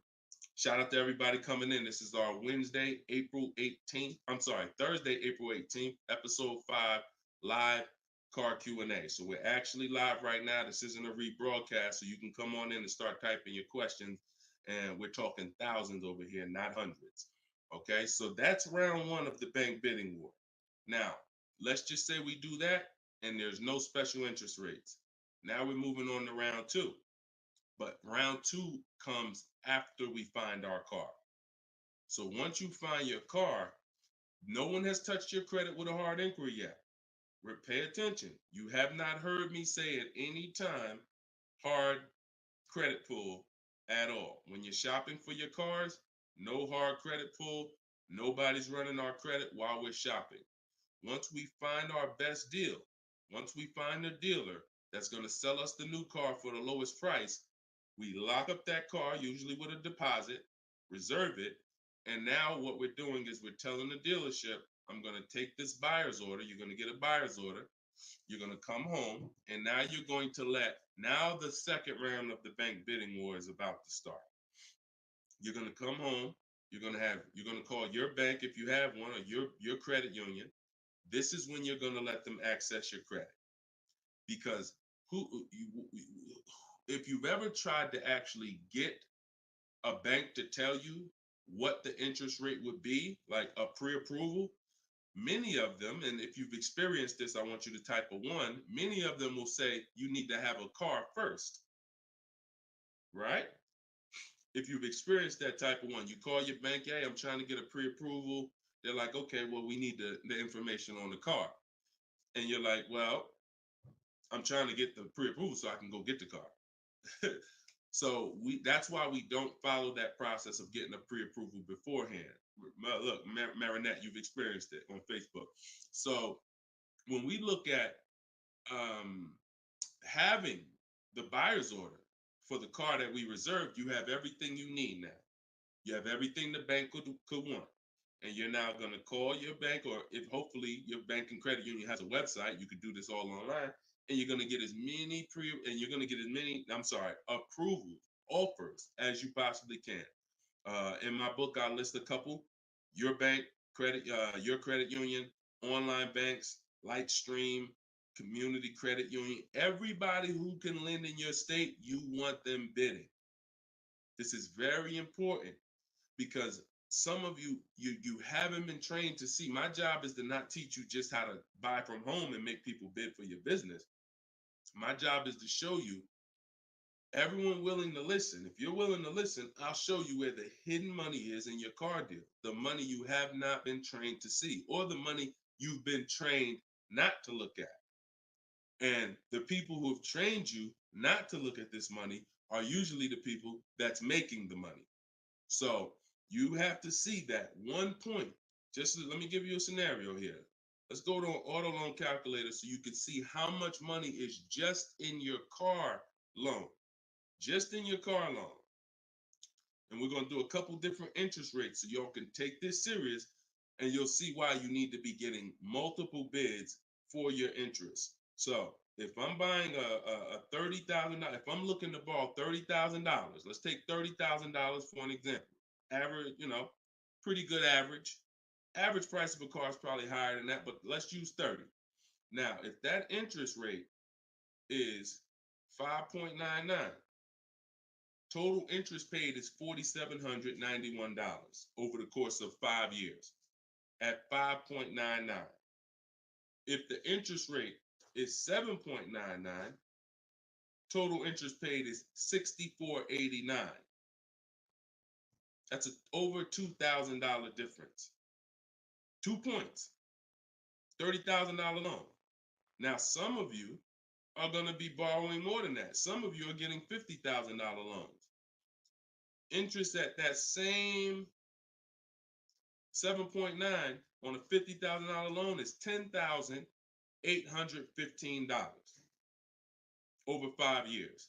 Now, if you can get 2 points less, 5.99, interest is $7,984. This is $3,000 difference. So, do you see how if you're not getting the best loan offer just as serious as you're taking trying to get the best price, you get a good price and then you'll give it back to the bank who's giving you the loan. So this is why we get big. So we're now going to let all these people run your credit. This is when you do your hard inquiry. You don't do it before this. Hard inquiries, credit unions, online banks, your bank, your credit union, everybody's bidding now.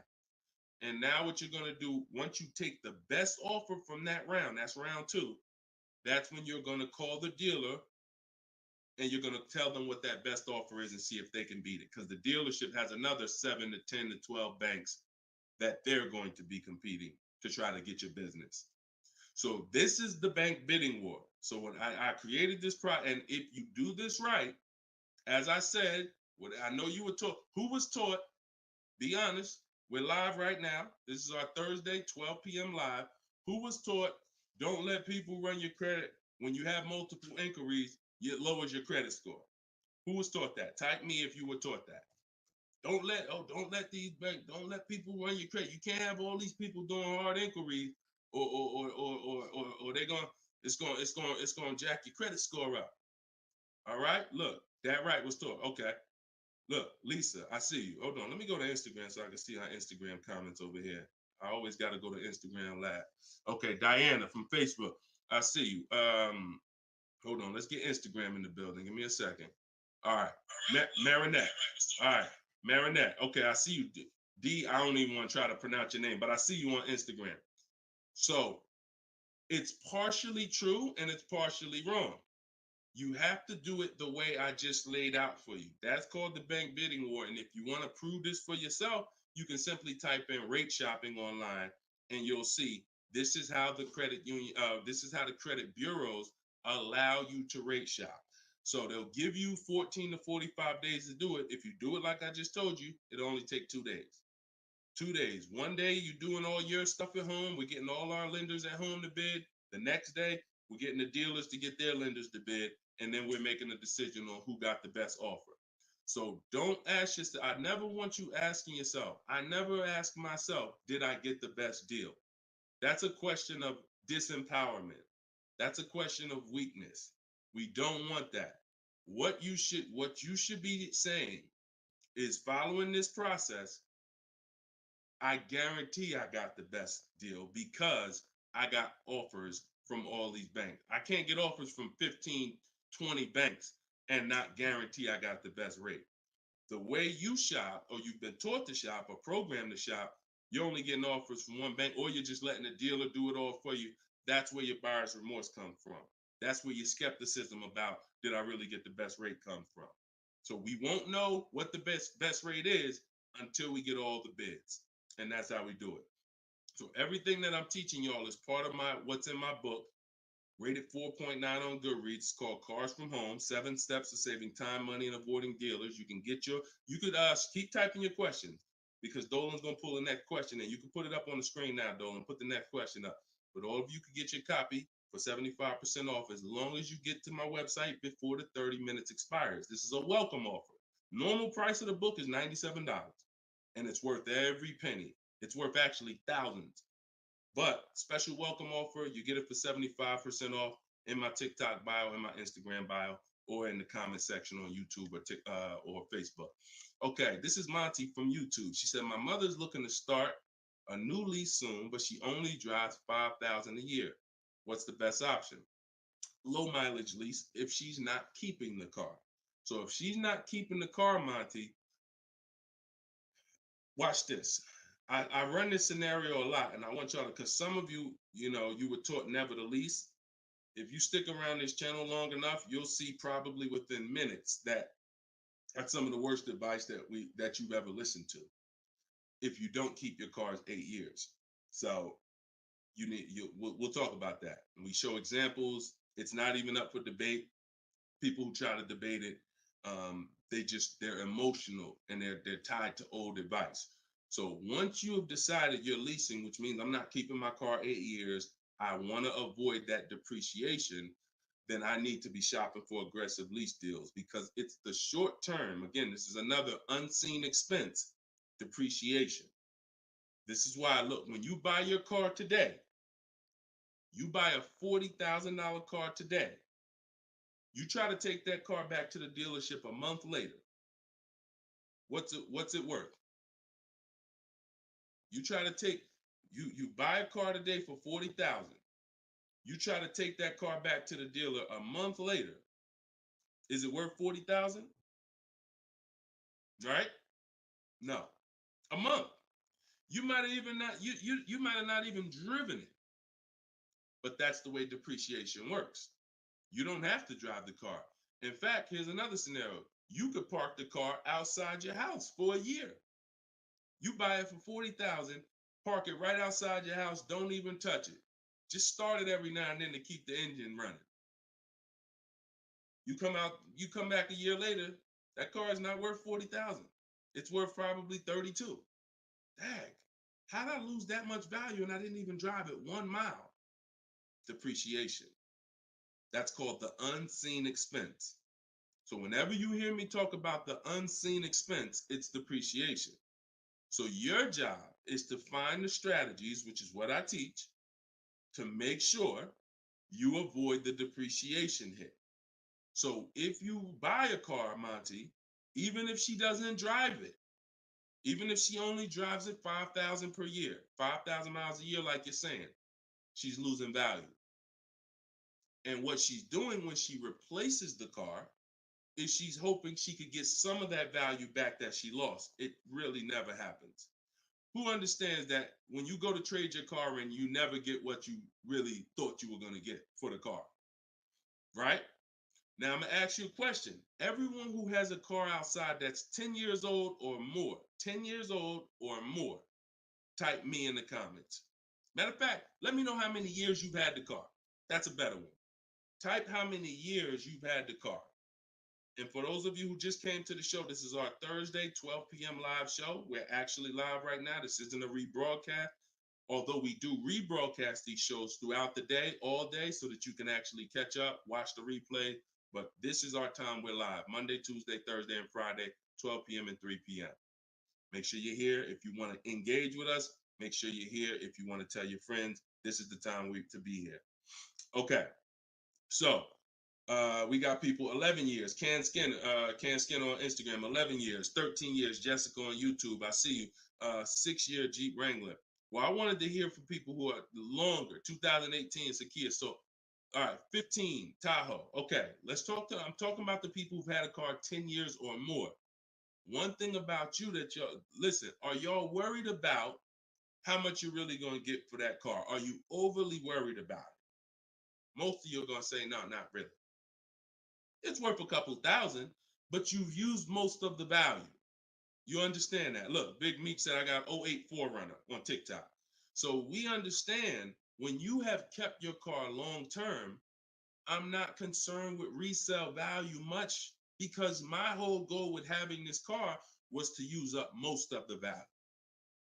So that's what you do if you're a buyer. If you're not going to get to this level, this is what I'm telling you. that you are now losing because the depreciation of your car is the highest in the first 5-6 years. So in order for you to win, you have to keep that car, what I call the 8-year rule. 8 years, that's when the depreciation starts to level out, where you're not losing value like this. And so regardless of how much you're driving, that's not the key. That's not the key. Monty's mom is driving 5,000 miles a year. Who's a high mileage driver driving more than 18,000 miles a year, type HM? I want you to know, I want to cover all the bases for this question here. Oh, what doesn't matter whether you're a high mileage driver, low mileage driver, it has nothing to do with how much you drive, because that's not what's killing you. It's the depreciation based on the time you have owned the vehicle. And if you're not keeping that car 8 years, you should be shopping for aggressive leases. Now, before we go to the next question, I'm going to show y'all an example of why it is impossible. Yes, impossible. No way, shape, form, fashion. You can get a great deal if you purchase, but you should have leased. Okay? Let's use this scenario. Let's use Frina. Let's use Frina as an example. So Zafrina, she picks up, and you can see this date. She's recent. This is just, not too long ago. So Frina gets a $65,000 Jeep Grand Cherokee. She uses my system. You can see she uses the Cars from Home system, where she gets bids, multiple bids. We get at least 5. So don't look at this price and be like, oh, Deshone, that looks incredible. Yeah, that's because we get this through bidding. You get the best price. That's what we do here. So stick around, you'll understand if you're new to the show. But she's paying $579 a month for a $65,000 Jeep Grand Cherokee. Just so we can, let me level this out for y'all. If she pulls up to someone who decided to purchase because they didn't understand leasing, or they was taught never lease, so they're gonna go in, they want that same truck as her. Let's just assume they got a ridiculous, how much is a great discount on this Jeep? I want to use your numbers. Type in the comments, what do you think is a great deal, a great discount? She go in just don't be realistic though. Somebody walk in, she go in and she looking at this $65,000 Jeep. Somebody's going to purchase it though. What would be, because I want to show y'all that even at the best discount that you could name, realistic though, you're still going to lose if you purchase compared to somebody who leased. Go ahead. Throw some numbers out. What's a big discount? Okay, look. All right. I'm going to make up a number because it's like, okay, 600. No, not a payment. Not a payment. I'm talking about, okay. Aux the Pro said 20%. Now, we already know saving 20% off a new car is pretty much never going to happen, right? We can agree. That's usually never going to happen, 20% off the price. Let's see how much 20% is.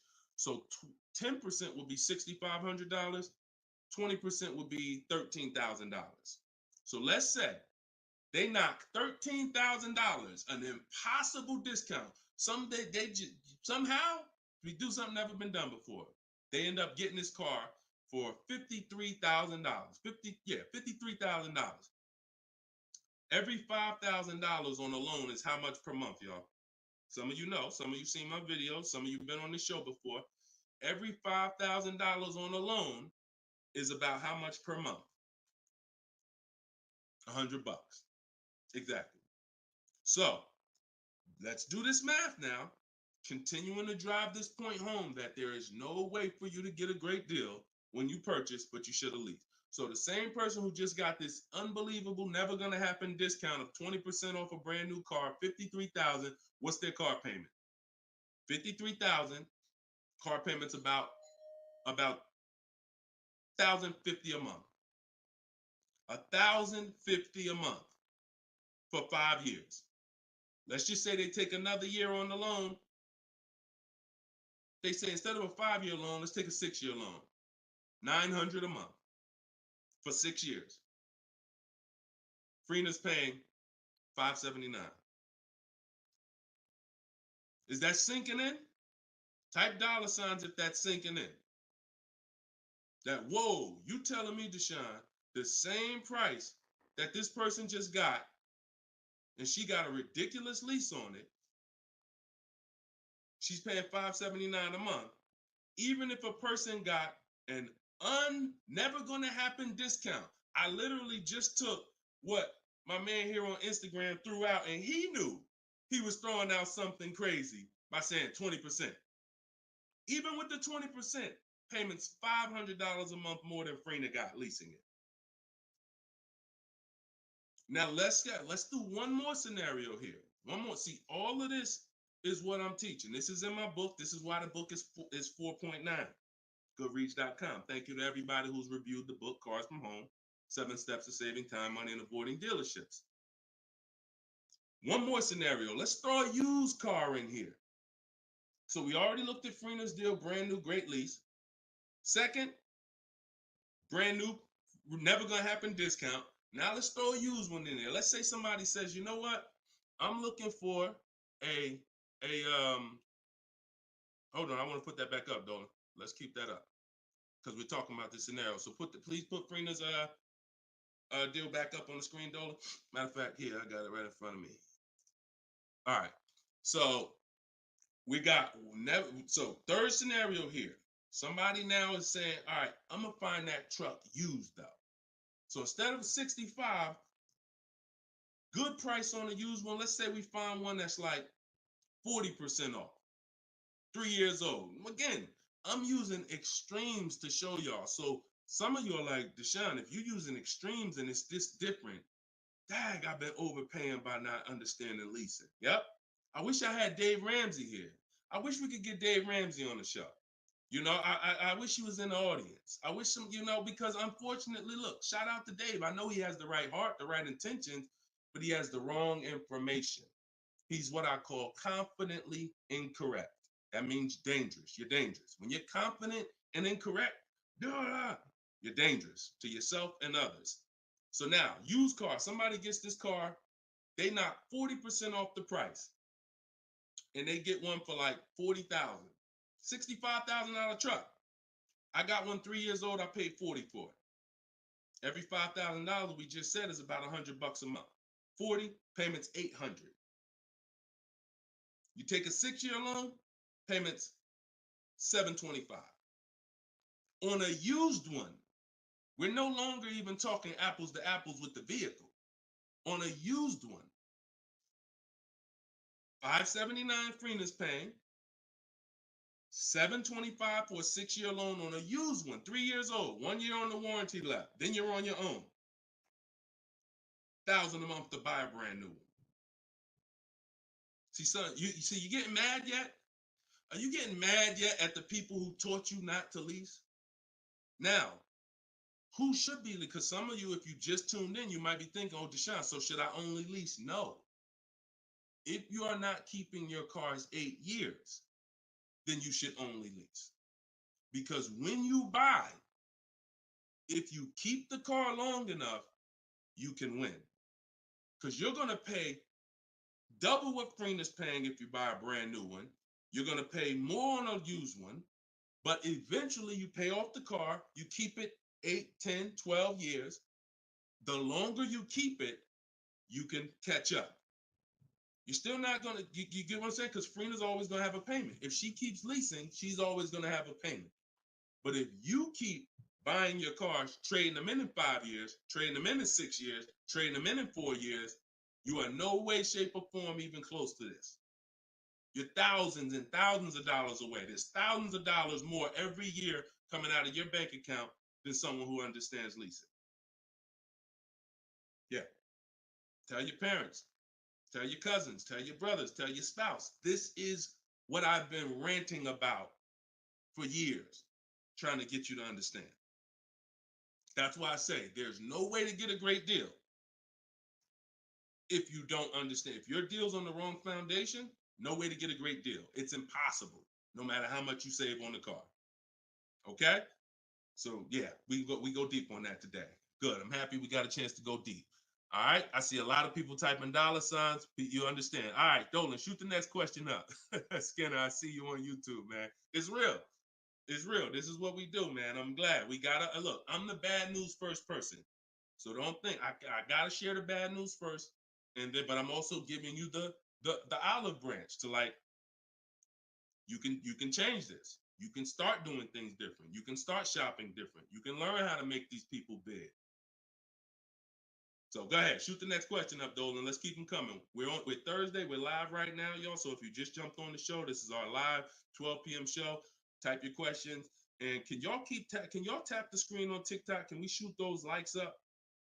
Can we? If you're gonna spend time with us and you're getting value out of what we're doing, I need everybody who's getting value hit the like button and start tapping the screen if you're on TikTok just to show that. Run those likes up. All right, I see it. See y'all lighting it up already. All right, Facebook, James. I'm an old school guy that was told not to let anyone run my credit. I'm not even sure how to download your book. Maybe you could walk us old timers through the process of downloading it. Unfortunately, I teach an online system. I'll be the first one to tell you my system's online. My system's right here in front of a computer. I've worked personally with probably 1,600 people personally in my coaching program since 2021. They got to know how to use a computer. I've had older people who get their children, who get their grandchildren come because and sorry y'all, my eyes are watering. I got a little something trying to jump on me, but we good. But I would be lying to you if I told you this isn't based on because we use copy and paste systems. You're sending emails, so that's one thing I can say. I wish I could, tell you otherwise. But if you want to use what I teach, I mean, now I've had people who get their grandchildren or get their children because my system to get great deals only takes 90 minutes. It only takes 90 minutes. That's why when you go to the page and you see my book, a lot of you are going to see the first thing I say on my website is this will teach you how to get below market deals in as quick as 48 hours. And the time you're putting in to get those deals is probably going to be about 90 minutes once you learn, as I walk you through my 7-step process. But you got to know how to use a computer. So I'm just being real with you. Like, I wouldn't tell you to get the book if you're not comfortable sending emails, copying and pasting, because it is an online system. So I would tell you, call one of your family members who's computer savvy. Tell them, hey, get this book, work this for me, help granddad out, help dad out. And not only are you helping yourself, but they'll now have a skill so that they can learn, so that they're now making dealers bid and they're at home. That's just me being as honest as possible with you. All right. Great question, though. Great concern. Skinner, what's up, my man? Skinner from YouTube. Deshone, what are the bank necessarily looking for different from what the dealership is? Banks want to lend. So think about where you're at right now. Skinner from YouTube just asked, so what is the banks necessarily looking for different than the dealerships? Banks, there's more banks around us that would want to lend us money to buy a car than we know about. So wherever your zip code is, the reason why I want you using the bank bidding war, which I laid out at the beginning of the show, if you just jumped on, you want to go to YouTube, you want to watch the beginning of episode 6, and I break down the bank bidding war. If you don't have my book, if you have my book, then you know the bank bidding war. Now, it's about letting the people who want to bid, because the dealers, here's the difference. It's your positioning. When a dealer knows you don't have any leverage, you haven't shopped bank offers, you're basically waiting for them to tell you what their bank said. Here's usually the conversation. What is the most interest? What is the highest rate you think they'll take? What is the highest rate that we can actually get them? And it might be 6.2, but at 6.2, we make some nice money on the loan. But that's not the best I could do. But I'm not going to give them the best I could do, because what sense does that make? I'm going to give you the most you're willing to pay. So if I go out and say, look, we got you 6.2, your payment's this. If you don't fight them, then that's what's going to happen. But when you have offers, now what you're doing is calling them and saying, look, I got 5.79 from my credit union, or 5.79 from this online bank. If you could beat it, then I'll give you the business. Not only does this make for a good relationship because you're giving them the opportunity versus saying, oh, I'm not letting you get the opportunity. This person has 7, 10 banks. You give them an opportunity, and this is how you guarantee the best rate. So it's not about they're looking for anything different. It's about positioning yourself so that the dealer is now trying to beat the rate you got versus what I just laid out 60 seconds ago when you don't have a rate in the conversation they're having. Leverage. Leverage. All right, that's the difference. One gives you major leverage to guarantee you're getting the best offer. One, you have no leverage, and so there's no guarantee. And you'll always drive wondering, man, could I have gotten a lower interest rate? That'll always be in the back of your mind. So we want to eliminate that. All right, great question, Skinner. Go ahead, Dolan. Next one. I don't see too many questions coming in on Instagram. Instagram, where y'all at with your questions today? We getting questions from TikTok. I see a lot of them. Let's go. Oh, there's one. Okay, Body by Michelle. When buying a luxury car with cash, when should I let the salesperson know? Okay. The process of what we teach doesn't change doesn't matter what you're buying. We've had people get Maseratis, get high performance BMWs. I know this works because bidding just works. So first thing you have to do, Michelle, is realize I need to get at least 5 offers, because we're so concerned with how we're going to pay for the car that we're not thinking about which dealer is going to sell us the car for the lowest amount. Now, some of you may have been taught every dealer has the same price. I got this clue when people started saying things like Nissan doesn't have good deals. Hyundai, the deal on the Hyundais right now are terrible. That's either coming from 2 things, and they're both wrong, that I want you to stop today. Looking at advertisements, commercials, because some people say, Deshone, I look at that, the commercial says that, I got to put down $4,000 if I want to lease that vehicle. That's an advertisement. It's not a deal. It's a custom thing they put together that they want to present to the public. It's not a deal.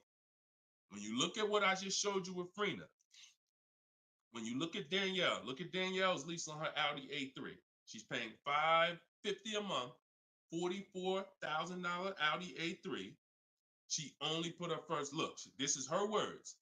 Due to circumstances out of my control, I had to lease something quickly. So my program, I told you, as quick as 48 hours, you can get below market deals. This doesn't take days and days and weeks. I took the course last weekend, did all my emailing back and forth because she's in my video program. So I do have my book, and then I have that same book in a video program. You pick. Now, finalized the deal on Sunday, was finally able to pick it up. This is the details. $550 a month, first payment down. Included maintenance, gap insurance, all fees, taxes, registration, 12,000 miles per year. MSRP was $44,000. If we saw a commercial, or if we went on Audi's website right now, that is not what they're advertising for that car's lease. They're probably advertising $479 a month with $3,700 due at signing, plus tax and fees, which would end up, if you wanted to get to this payment, you probably need $5-6 grand up front. That, I'm telling you, stop looking at commercials. Those are not deals. We don't look at commercials to dictate what the deal's going to be. Nothing that I'm ever going to show y'all that people are getting learning from me is ever going to match a commercial. Second thing that people might be looking at when it comes to what they deem they can get for a car is going into one dealer. That's it. Going to one dealer. What's the price? Oh, wow, that seems high. That's higher than I thought it was going to be. And leaving saying, oh, man, Nissan don't got no good deals this month. No, that Nissan dealer doesn't have good deals. And again, you have no leverage. So the first thing I want you to think about, Michelle, is changing the way you shop so that you can forget about how you're going to pay for the vehicle. First paramount thing is to make sure that I'm getting 5 offers, because we've done the statistics. I got people all around the country shopping that report to me. 80% of dealers are overpriced. I'm telling you numbers that I don't want you to ever forget. 80%. That means out of 100 dealers, 80 are overpriced. 20 are the great prices. So you're not going to walk into a dealer and get a great price, because you have more of a shot of walking into an 80% dealer than you do a 20%. So you stay at home. You could do it my way, which is in my book, totally online. You use my scripts, use my templates, they're copy and paste. Or if you want to do it your way, you can call around and get several quotes. But you need to get at least 5, because you're going to be amazed how different the quotes are. One dealer's charging $550, another dealer's charging this, another dealer's charging this. Hey, that's a $5,000 difference. That's the way it should be. That's the way it should be. Okay? So that's what you focus on, Michelle. Forget it. If you're going to pay cash, keep that in the background. People walk into a dealership all the time. You see it on internet. They make videos about it. Oh, I'm walking in, man, about to get this Lamborghini. Yeah, I want that black one right there. Boom. All right, write him up. Let's get him out of here as fast as possible before he realizes what he needs to ask. Okay, and he don't want to look like he's negotiating. You're going to overpay all the time. People celebrate the cars, but they overpaying for them. So don't focus on how I'm getting the car. Focus on, let me get these offers so I can make sure I get the best price. Once I get the best price, here's the cash. Okay? Great question. Shoot the next one up, Dolan. We're live, y'all. This is our Thursday, 12 p.m. show. We'll be live for about an hour. So we're going to try to get through as many questions as possible, but I don't like to give short answers. And for those of you who like to shine, I want all the answers in one spot. That's in my new book. It's a digital book. It's called Cars from Home, 7 Steps to Saving Time, Money, and Avoiding Dealers. And you can get yours, have everything I teach in one spot. If you get the 75% off price, it's $24. It'll be in your inbox in 5 minutes. You can get it in my TikTok bio. You can get it in my Instagram bio, or on Facebook, YouTube. We got a link in the comment section for you that you can get your copy at 75% off. But it's only for 30 minutes. Once the timer expires, it does go back up to the $97 price. Okay, YouTube, Hanako. Sorry, hold on. Eyes water, I'm sorry. All right, YouTube, Hanako. What if you guess incorrectly on what your yearly mileage will be for a lease? Can you renegotiate your lease if you will go over the mileage? So some brands will let you buy mileage before the lease ends. So you can buy them, but I think BMW has it where you can buy the mileage for like 15 cents, but you can't be within like the last 3 months or last 6 months, something like that. So everybody, if you do have that option, you want to call your leasing company and you want to see. But I teach to estimate your miles. Like I have a chapter in my book. It's not even a chapter. It's like a little section called Choose Your Mileage Wisely, where we walk you through the math. Now, sometimes lifestyle changes. You were working 10 miles from home. Now you're working 30 miles from home. That's understandable. What I like to do is we always do an equity assessment. Who has a lease, but you didn't know you could sell leases? Type of question mark. If you did not know that you could sell a lease, I want you to type a question mark in the comments, because you need to get familiar, and every one of you who are going to be replacing your cars, whether you own it, lease it, anything, you need to get familiar with what we call an equity assessment. Yep, I see a lot of you. So a ton of you have leased cars and you didn't know that you can sell leases. So imagine how much that's cost you so far. Again, I'm the bad news first person. If you dropped off a car without seeing if there was any equity, then you certainly, I mean, there's no guarantee, especially, but if you dropped off a car 2020, 2021, 2022, oh, you most certainly, there's a good chance you had equity because everyone did. And it was to the tune of, 5,000, 7,000, 10,000. If you had a truck, some of these trucks, $10,000, $12,000 checks people were getting.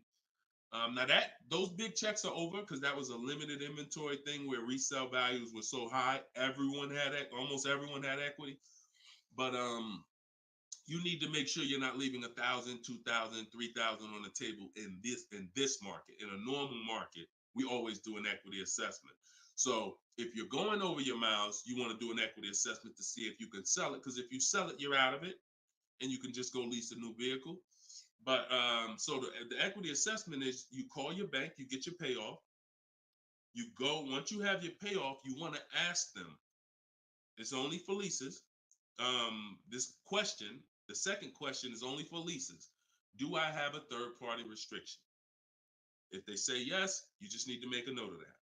If you don't have a third party restriction, and there's several brands that don't, Chase, Toyota, Mazda, there's still a couple leases out there that don't have third party restrictions, then you're going to go and you can sell to any of the online bidders, highest bidders. You get all these offers. And look, let me be clear on when you should be doing this. Before you ever think about shopping for a car, you gotta take care of your equity. You shouldn't be shopping for a car and then saying, all right, now let me check and see what equity I got. Because now if you don't, you need to know that up front, because if you have $3,000, $4,000 of equity, that matters going into your budget. Maybe you want to apply it to your next deal. Maybe you want to put it in your bank account, but you need to know about it early. That's why it's the second step in my system. I got 7 steps. Equity assessment is the second step. As soon as you think about getting a new car, your first question should be buy or lease. Should I buy or lease? That means, am I keeping the car 8 years or not? And then the second thing is equity assessment, because that's going to tell you your positioning with your current car. So once you get your payoff, you go to the Carvana, CarMax, Driveway, and you look, you do what you want. I would not suggest you be lazy in this. This takes 20, 25 minutes, and this is your money. So you go to those websites, CarMax, Carvana, Driveway, Kelly's Blue Book Instant Cash Offer, hold on, AutoNation Sell My Car, and Car Google Sell My Car. 6 offers. 6 cash offers, and that's going to tell you your equity position. That's once you know that, because some of you are going to do that and find out you got negative equity. Now you have to plan accordingly. Some of you are going to do that and find out you got 4,000 of equity. Now you got to plan accordingly. Some of you in leases are going to do that and find out you have no equity, in which case, okay, I just need to wait until my lease is up. I can't get out early. But so the equity assessment tells you how you can move to the next step. Okay? So that's what you focus on. That's what you focus on at this particular step. Okay? Go ahead, shoot the next question up, Dolan. All right, we're getting a lot more. I'm gonna try to get through. I'm gonna try to go faster, but go ahead, shoot the next one up, Dolan. This one's Instagram.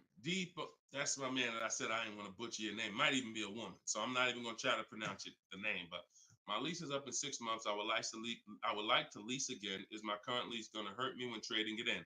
Equity assessment. I'm glad you asked that. Equity assessment. That's the game. That's the game. See, those are the questions that gets answered with the equity assessment. Is my lease going to hurt me or help me? Do the equity assessment, and you'll know. Now, if you have a third-party restriction, then we can't sell direct to these online buyers. We have to sell to a local car dealer of the same brand. So I have a script in my book where I walk you through talking to used car managers so that you can actually sell your car locally to them. You're selling a 2 or 3 year old car, usually good mileage for most. We need to sell that car to a local used car dealer, but we are still getting bids. We're not walking in. This is what a lot of people did. You may have did it. Man, I got a third party restriction. I'm gonna just walk into the dealer. hey, yeah, look, I know I got equity. You don't realize how you're making it hard for someone to even help you because you don't know how much equity you got, and now you're coming in and you're not really saying what you know. When you're at home and you're talking to managers, you're talking to people and getting offers for that car, you can speak intelligently. And we only talk to used car managers in those cases. But that's only if you have a third party restriction, because some people, another thing they were doing is buying their cars and then turning around and reselling them. Reason I never do that is because, and nobody who's listened to me, even throughout the pandemic, I don't think we had one person do that, is because when you buy, you pay taxes, you pay fees. So yeah, if I had 5,000 in equity and then I buy the car and resell it and then I pay 4,000 in taxes and fees, by the time the title gets to me and all of that, I might break even. When we sell direct to a used car manager, a local dealership, we don't pay those fees. So although they might not pay, they're not going to pay as much as CarMax, Driveway, and any of these online bidders, we still get offers from them because we don't have to. They're not going to pay those fees. We're not. Those fees aren't going to come out of our profit. Okay. Equity assessment. Again, D. I'm gonna just call you D. Go ahead. Next question, Dolan. Exactly. Exactly. Auto advisor. Equity assessment. How'd you come up with the auto advisor? That's so funny. I'm just not used to seeing, I'm not used to seeing anything that says the auto advisor unless it's there's a lot of Deshone the Auto Advisor accounts going around inboxing people to buy crypto. I don't do anything but car education. So if it ain't about Cars from Home, my book, if it ain't about Cars from Home, my video library, it ain't about my coaching program, then it is not me. Stephanie from TikTok. So you can ask any lender, even if they don't work with them directly at the dealership? Absolutely. These people lend money. They don't care about selling you a car. People that lend money want to give you a loan. Good question. Absolutely. Go ahead. Shoot the next one up, Dola. All right. Everybody getting value out of the show so far? Type dollar signs. Let me see the dollar signs. If you're enjoying and you're getting value out of this show, by the way, for those of you who just came, this is live. This is our Thursday live show. We rebroadcast these shows throughout the day, so that everyone can rewatch them. So you might see a rebroadcast, but Monday, Tuesday, Thursday, and Friday, 12 p.m. and 3 p.m. is when we're actually live. So when your coworkers, your family is talking about car shop, you want them here 12 p.m., 3 p.m. We're actually live Monday, Tuesday, Thursday, and Friday, Eastern time. All right. This one's from Instagram. How do you get a great lease deal? Bids. It's the only way. Because all right, so I'm gonna give you an example of how not getting bids will actually deceive you, and you could possibly think you got a great lease deal. So this is Charles. He got a Palisade. Palisade is probably one of the top 5. Definitely throughout the pandemic, it was probably top 5 most popular, SUVs. People were overpaying, and I don't want to, I don't, you might have one. And, unfortunately, a lot of people overpaid for these, and they're still overpaying for them. So he reached out to 3,500 dealers. Now he used my system. So this probably took him about 25 minutes. I have something in my book. My strategy is called the 25 to 5. What that is we're connecting with 25 dealers online. And our goal is to get 5 offers. Because if you want to show earlier, I told you 80% of dealers are overpriced. So we're going to get 5 offers, and they're going to be about $150 to $200 apart minimum. Your best offer when you get bids is going to be about $150 per month to $200 a month cheaper. Now, if you're purchasing, hold on.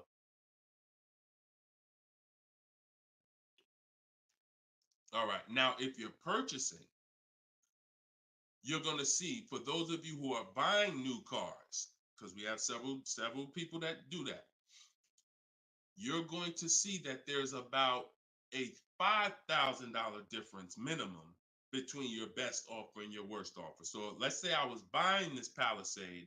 When I get my bids, my best offer to my worst offer is going to be close to $5,000 difference. That's when you know you're doing it right. because we get below market car deals. Some people get market value car deals. Some people pay above market value car deals. Depends on the skills they have. So he got bids. He did this, used my system.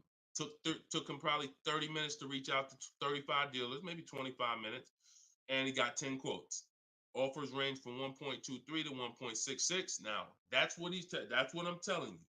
The 1.26 lease that he ended up getting a 1.23 because we always send a counter offer. I have a calculator in my book where you put it in. We must send a calculator. We must send a calculator. We must send a counter offer. So he ended up closing the deal at 1.23, all online. Never spoke to the dealer until he was ready to lock up the deal.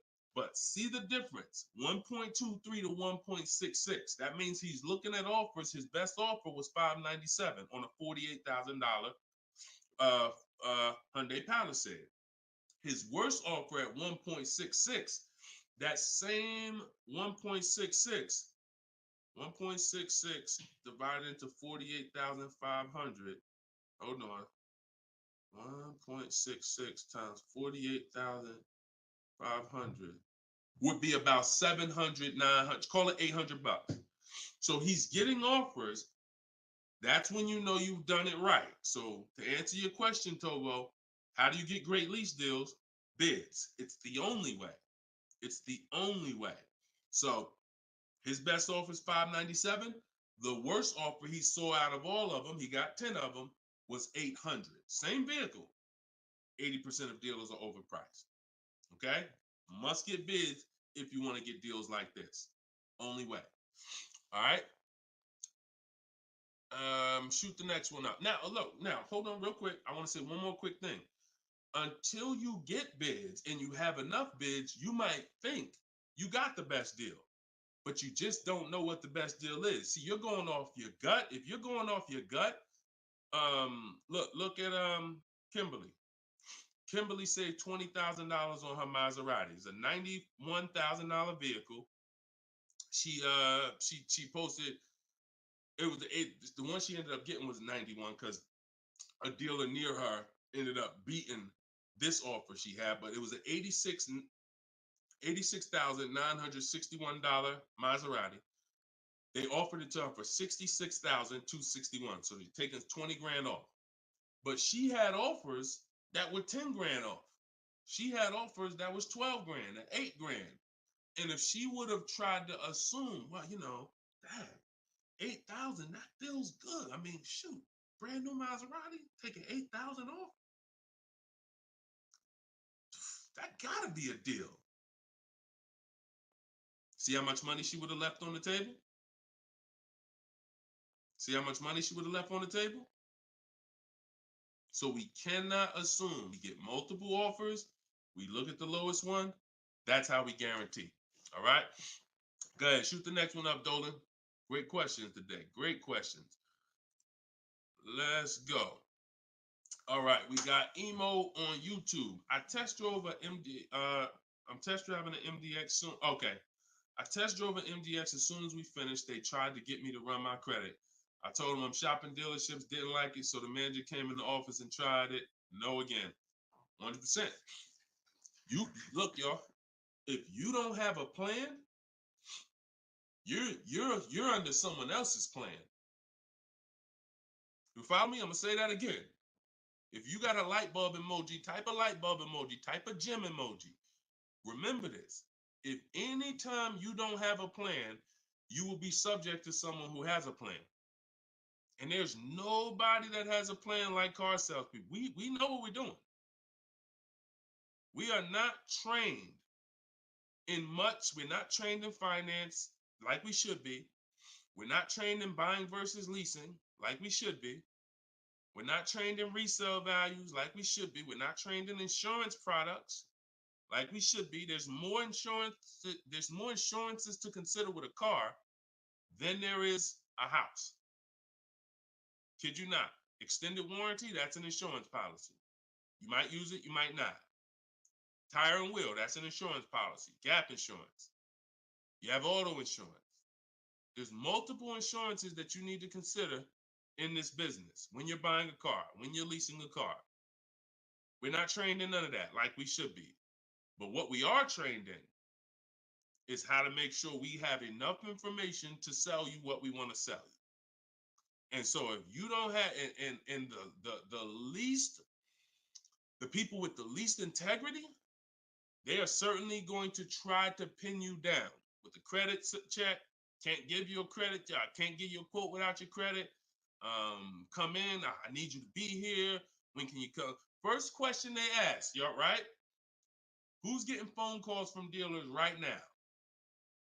Raise your hand and type me if you're getting phone calls from dealers right now for any reason. Bring your car in early. Hey, your lease is almost up. Hey, I saw that we can get you in a new car. We can keep your payment the same. Look, nobody's business. If you're getting phone calls from dealers right now, type me in the comment. Look, Skinner said they blowing me up. So understand the reason why they're doing that is because they want to pin you down. It's just come on in. When can you come in? When I can come in, I get you to talk. Numbers in here, it means you're pinned down. You cannot do this. You're losing all your leverage. So that's why I'm telling you, you're going to shop with a plan if you're following what I'm telling you, if you're following what I teach. Some of you have my book already. Shout out to those who have my book. We're rated 4.9 on Goodreads.com. Appreciate everybody who's reviewed the book. You can get yours for 75% off. It's normally $97, but in my TikTok bio, 30 minutes only, you can get it for 75% off. Instagram bio is $24 if you get the deal in the comment section. But you must have a plan because they have a plan and you don't know who you're dealing with. So that's all I can tell you. But I'm glad you stuck to the guns. Even under the pressure, you didn't let them run your credit. You stuck to the guns. Way to go. All right, go ahead, Dolan. This one's from TikTok. Better to buy used or new? Planning to keep longer than 8 years. Thank you for all that information. Letting me know you understand the 8-year rule. I appreciate you. That's a matter of, okay, so if I'm buying to keep more than 8 years, right? Only question between new or used is a question of budget. Can you get everything you want and need in a new car for your budget? Once you get all your bids, can you get all those bids? Is the best bid that's going to win your business on a new car in your budget comfortably, then get a new car. But now some of you can't afford a new car that covers all your needs. Needs are the most important thing you need to think about. You need to know the difference between wants and needs. Needs is, I got 3 children, I need a third row. Need is, I drive on the highway a lot. I need a car that has good acceleration. That's needs.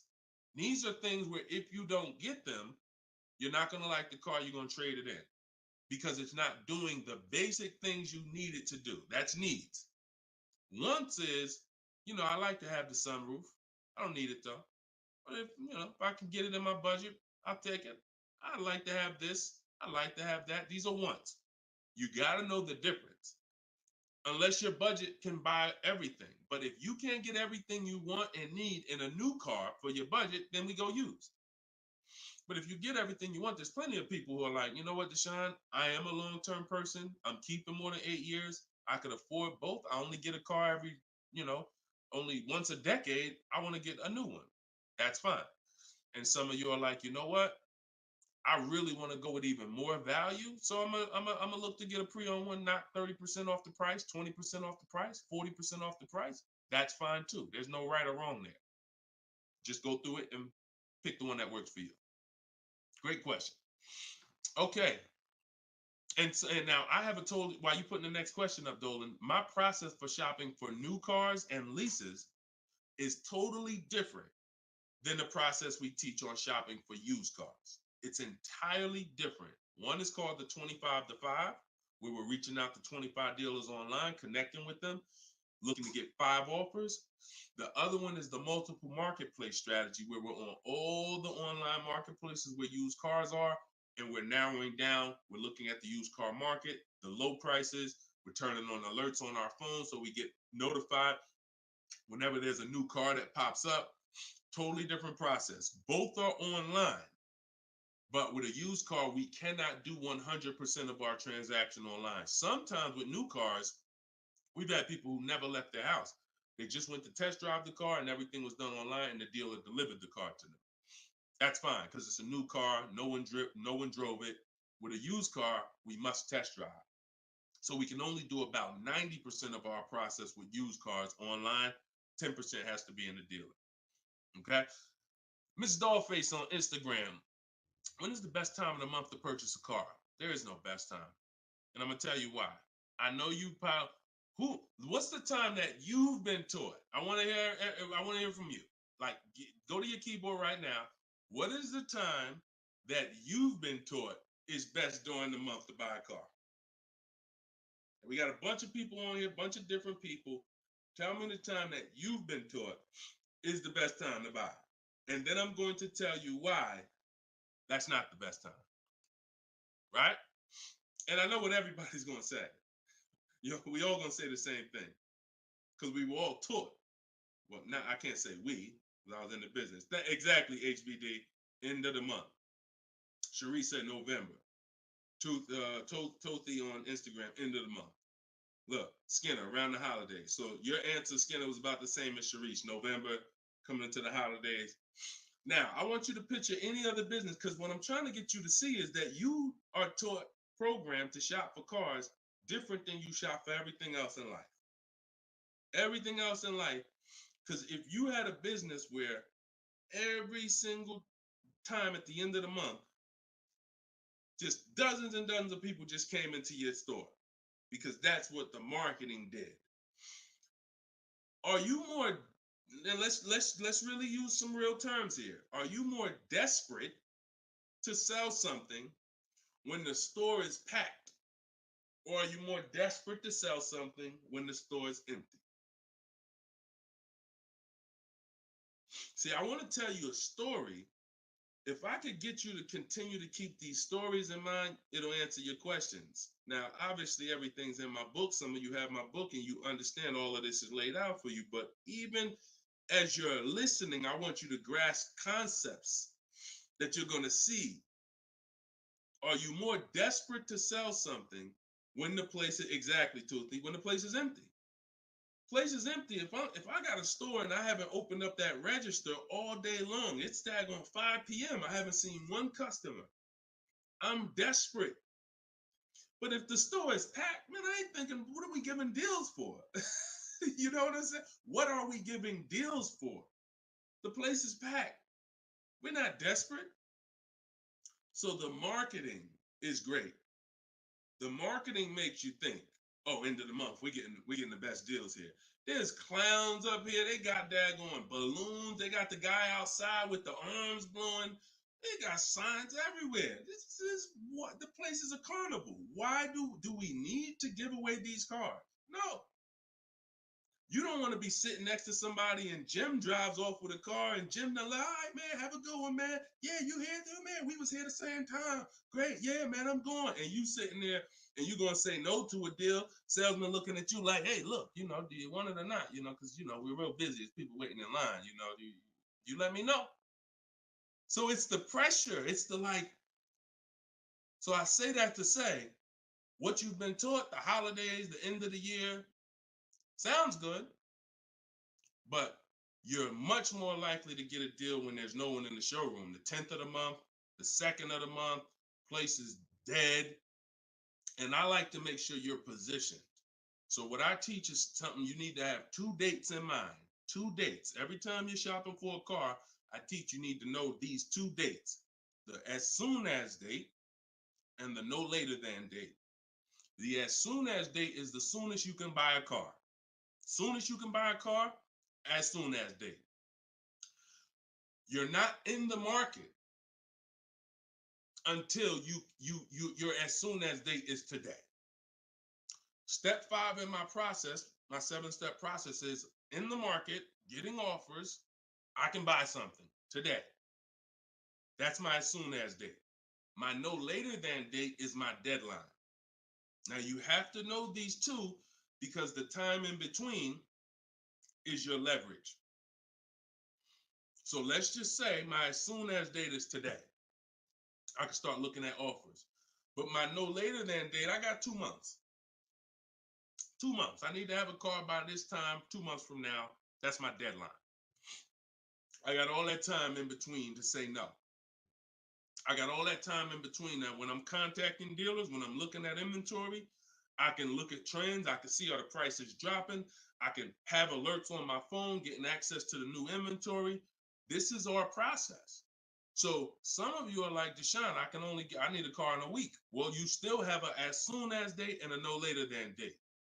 3 days, soon as date, no later than, doesn't matter. So you have to know these 2 dates because in between is your leverage, which is why I don't want you emergency shopping unless it's an emergency. Okay? I don't want you emergency shopping. Don't get into the habit, don't stay in the habit of emergency shopping. Oh, I'm going to put it off to the last minute. And then, oh, I got to go into the dealership. Oh, I need a car this week. All of that is working against you. Now, if you can still get, in fact, when you go to my website for my book, you'll see it says below market deals in as quick as 48 hours. But the more time you have, the more time you have to say no. Programs change every month. You see deals change, lease programs change, rebates change. And so when you have inventory changes, so if you're looking for a black or blue car, all these dealers don't have one right now, but they got one coming next month. You can, that's fair game for you because you have time. So these are all the benefits of getting in the market 3 months early and learning how to look at the deals. If there's a great deal now, we jump on it. If there's not, okay, I'll look next month. And that's what I did when I got my mother's lease on her Mazda CX-5. October, I was looking at the deals. I didn't like them. Got all my offers. I said I didn't like them. Now, the great thing is I made contact with all these dealers. So they know. Now I'm following up next month. Hey, just checking in. How's the deals looking for this month? November, didn't like them. 3rd month, December, got the deal I liked. Wrapped it up. So don't always think time is an asset. Time is an asset. Now, if it's an emergency, that's fine. We got to get a below market deal. We only got a week to do it. That's fine. You better have a strategy. But if you have the luxury of time, we use that to our advantage. So I wouldn't say there's a best time of the month to purchase a car. But if you're in the market and you're positioned, here's another thing you're positioned for. Every now and then we come into the dealership. When I was at Mercedes, when I was with General Motors, it happens all the time throughout the year. It could happen on the 10th of the month. It could happen on the 12th of the month. It could happen on the 8th. We don't know when this is going to happen, but this is the conversation I'm about to give you a behind the scenes look of exactly what happens and why I want you to be positioned. We come in, they look at the numbers on the board. Sales manager looks and says, man, we got 20 cars sold for the month. We are way behind our objective. All right, listen, call everybody anybody you got, anybody that's real, anybody that's a real buyer, call them. We're not turning down any serious offer today. You want to be the person that's positioned. Hey, Jackie, and they're usually emailing us because we don't talk to, nothing that we do requires talking to salespeople. So they be email, hey Jackie, hey, it's Ray over at such and such. Were you still looking for that car? Have you found it yet? No, okay, I know the quote I gave you before was $550. I know you wanted to be here, but my manager said, listen, we'll take any offer today. We really want to move a car. See, you were taught that only happens at the end of the month. It doesn't. You got to be positioned. You got to be positioned. And so that's the luxury of time. So this is what it is, y'all. I want you shopping with a strategy. Like, this is what I want you shopping with. All of this is in my new book, Cars from Home, 7 Steps to Saving Time, Money, and Avoiding Dealerships. Learning the science of making dealers and banks bid for your business while you sit at home, getting below market car deals in under 90 minutes. And you can get your copy for 75% off in my TikTok bio, in my Instagram bio, or you can click in the comment section on YouTube and Facebook. We got a comment pinned for you guys. Or if you're watching us on TV, you can scan that QR code with your phone. Get your copy, use it, use everything in it. I'll walk you through everything in there. Leasing is in there step by step. Purchasing new cars in there step by step. Purchasing used cars step by step. High mileage drivers, I got 2 strategies for you. If you're a short-term high mileage driver, everything's in there step by step. If you have credit issues, I walk you through step by step. So get your copy. We are back live for episode 7 at 3 p.m. And like I said, this is not a rebroadcast. We do these live shows Monday, Tuesday, Thursday, and Friday, 12 p.m. and 3 p.m. So we'll be back for our next segment in a little bit if you want to join us. If not, tell your friends about us, and we look forward to it. We always look forward to the people who are ready to change their life, empower themselves, stop shopping like desperate victims, begging people to help you, begging people to give you a car, begging people to help you. Please, can I get no money down? Going in with wrong information. Down payments are illegal. All of this stuff that is just totally terrible. It's no other way to put it. It's just terrible. I want y'all shopping different. I want you empowered. I want you in control. I want you leaving a dealership guaranteeing I got the best price. Sending me email, Deshone, look at this deal I just got. I got all these offers. Look at this used car I just got. I got 40% off the brand new price. That's what I want you emailing me. Empowered, and that's what we're going to get to. God bless y'all. I see y'all on the next segment. Shout out to everybody that joined.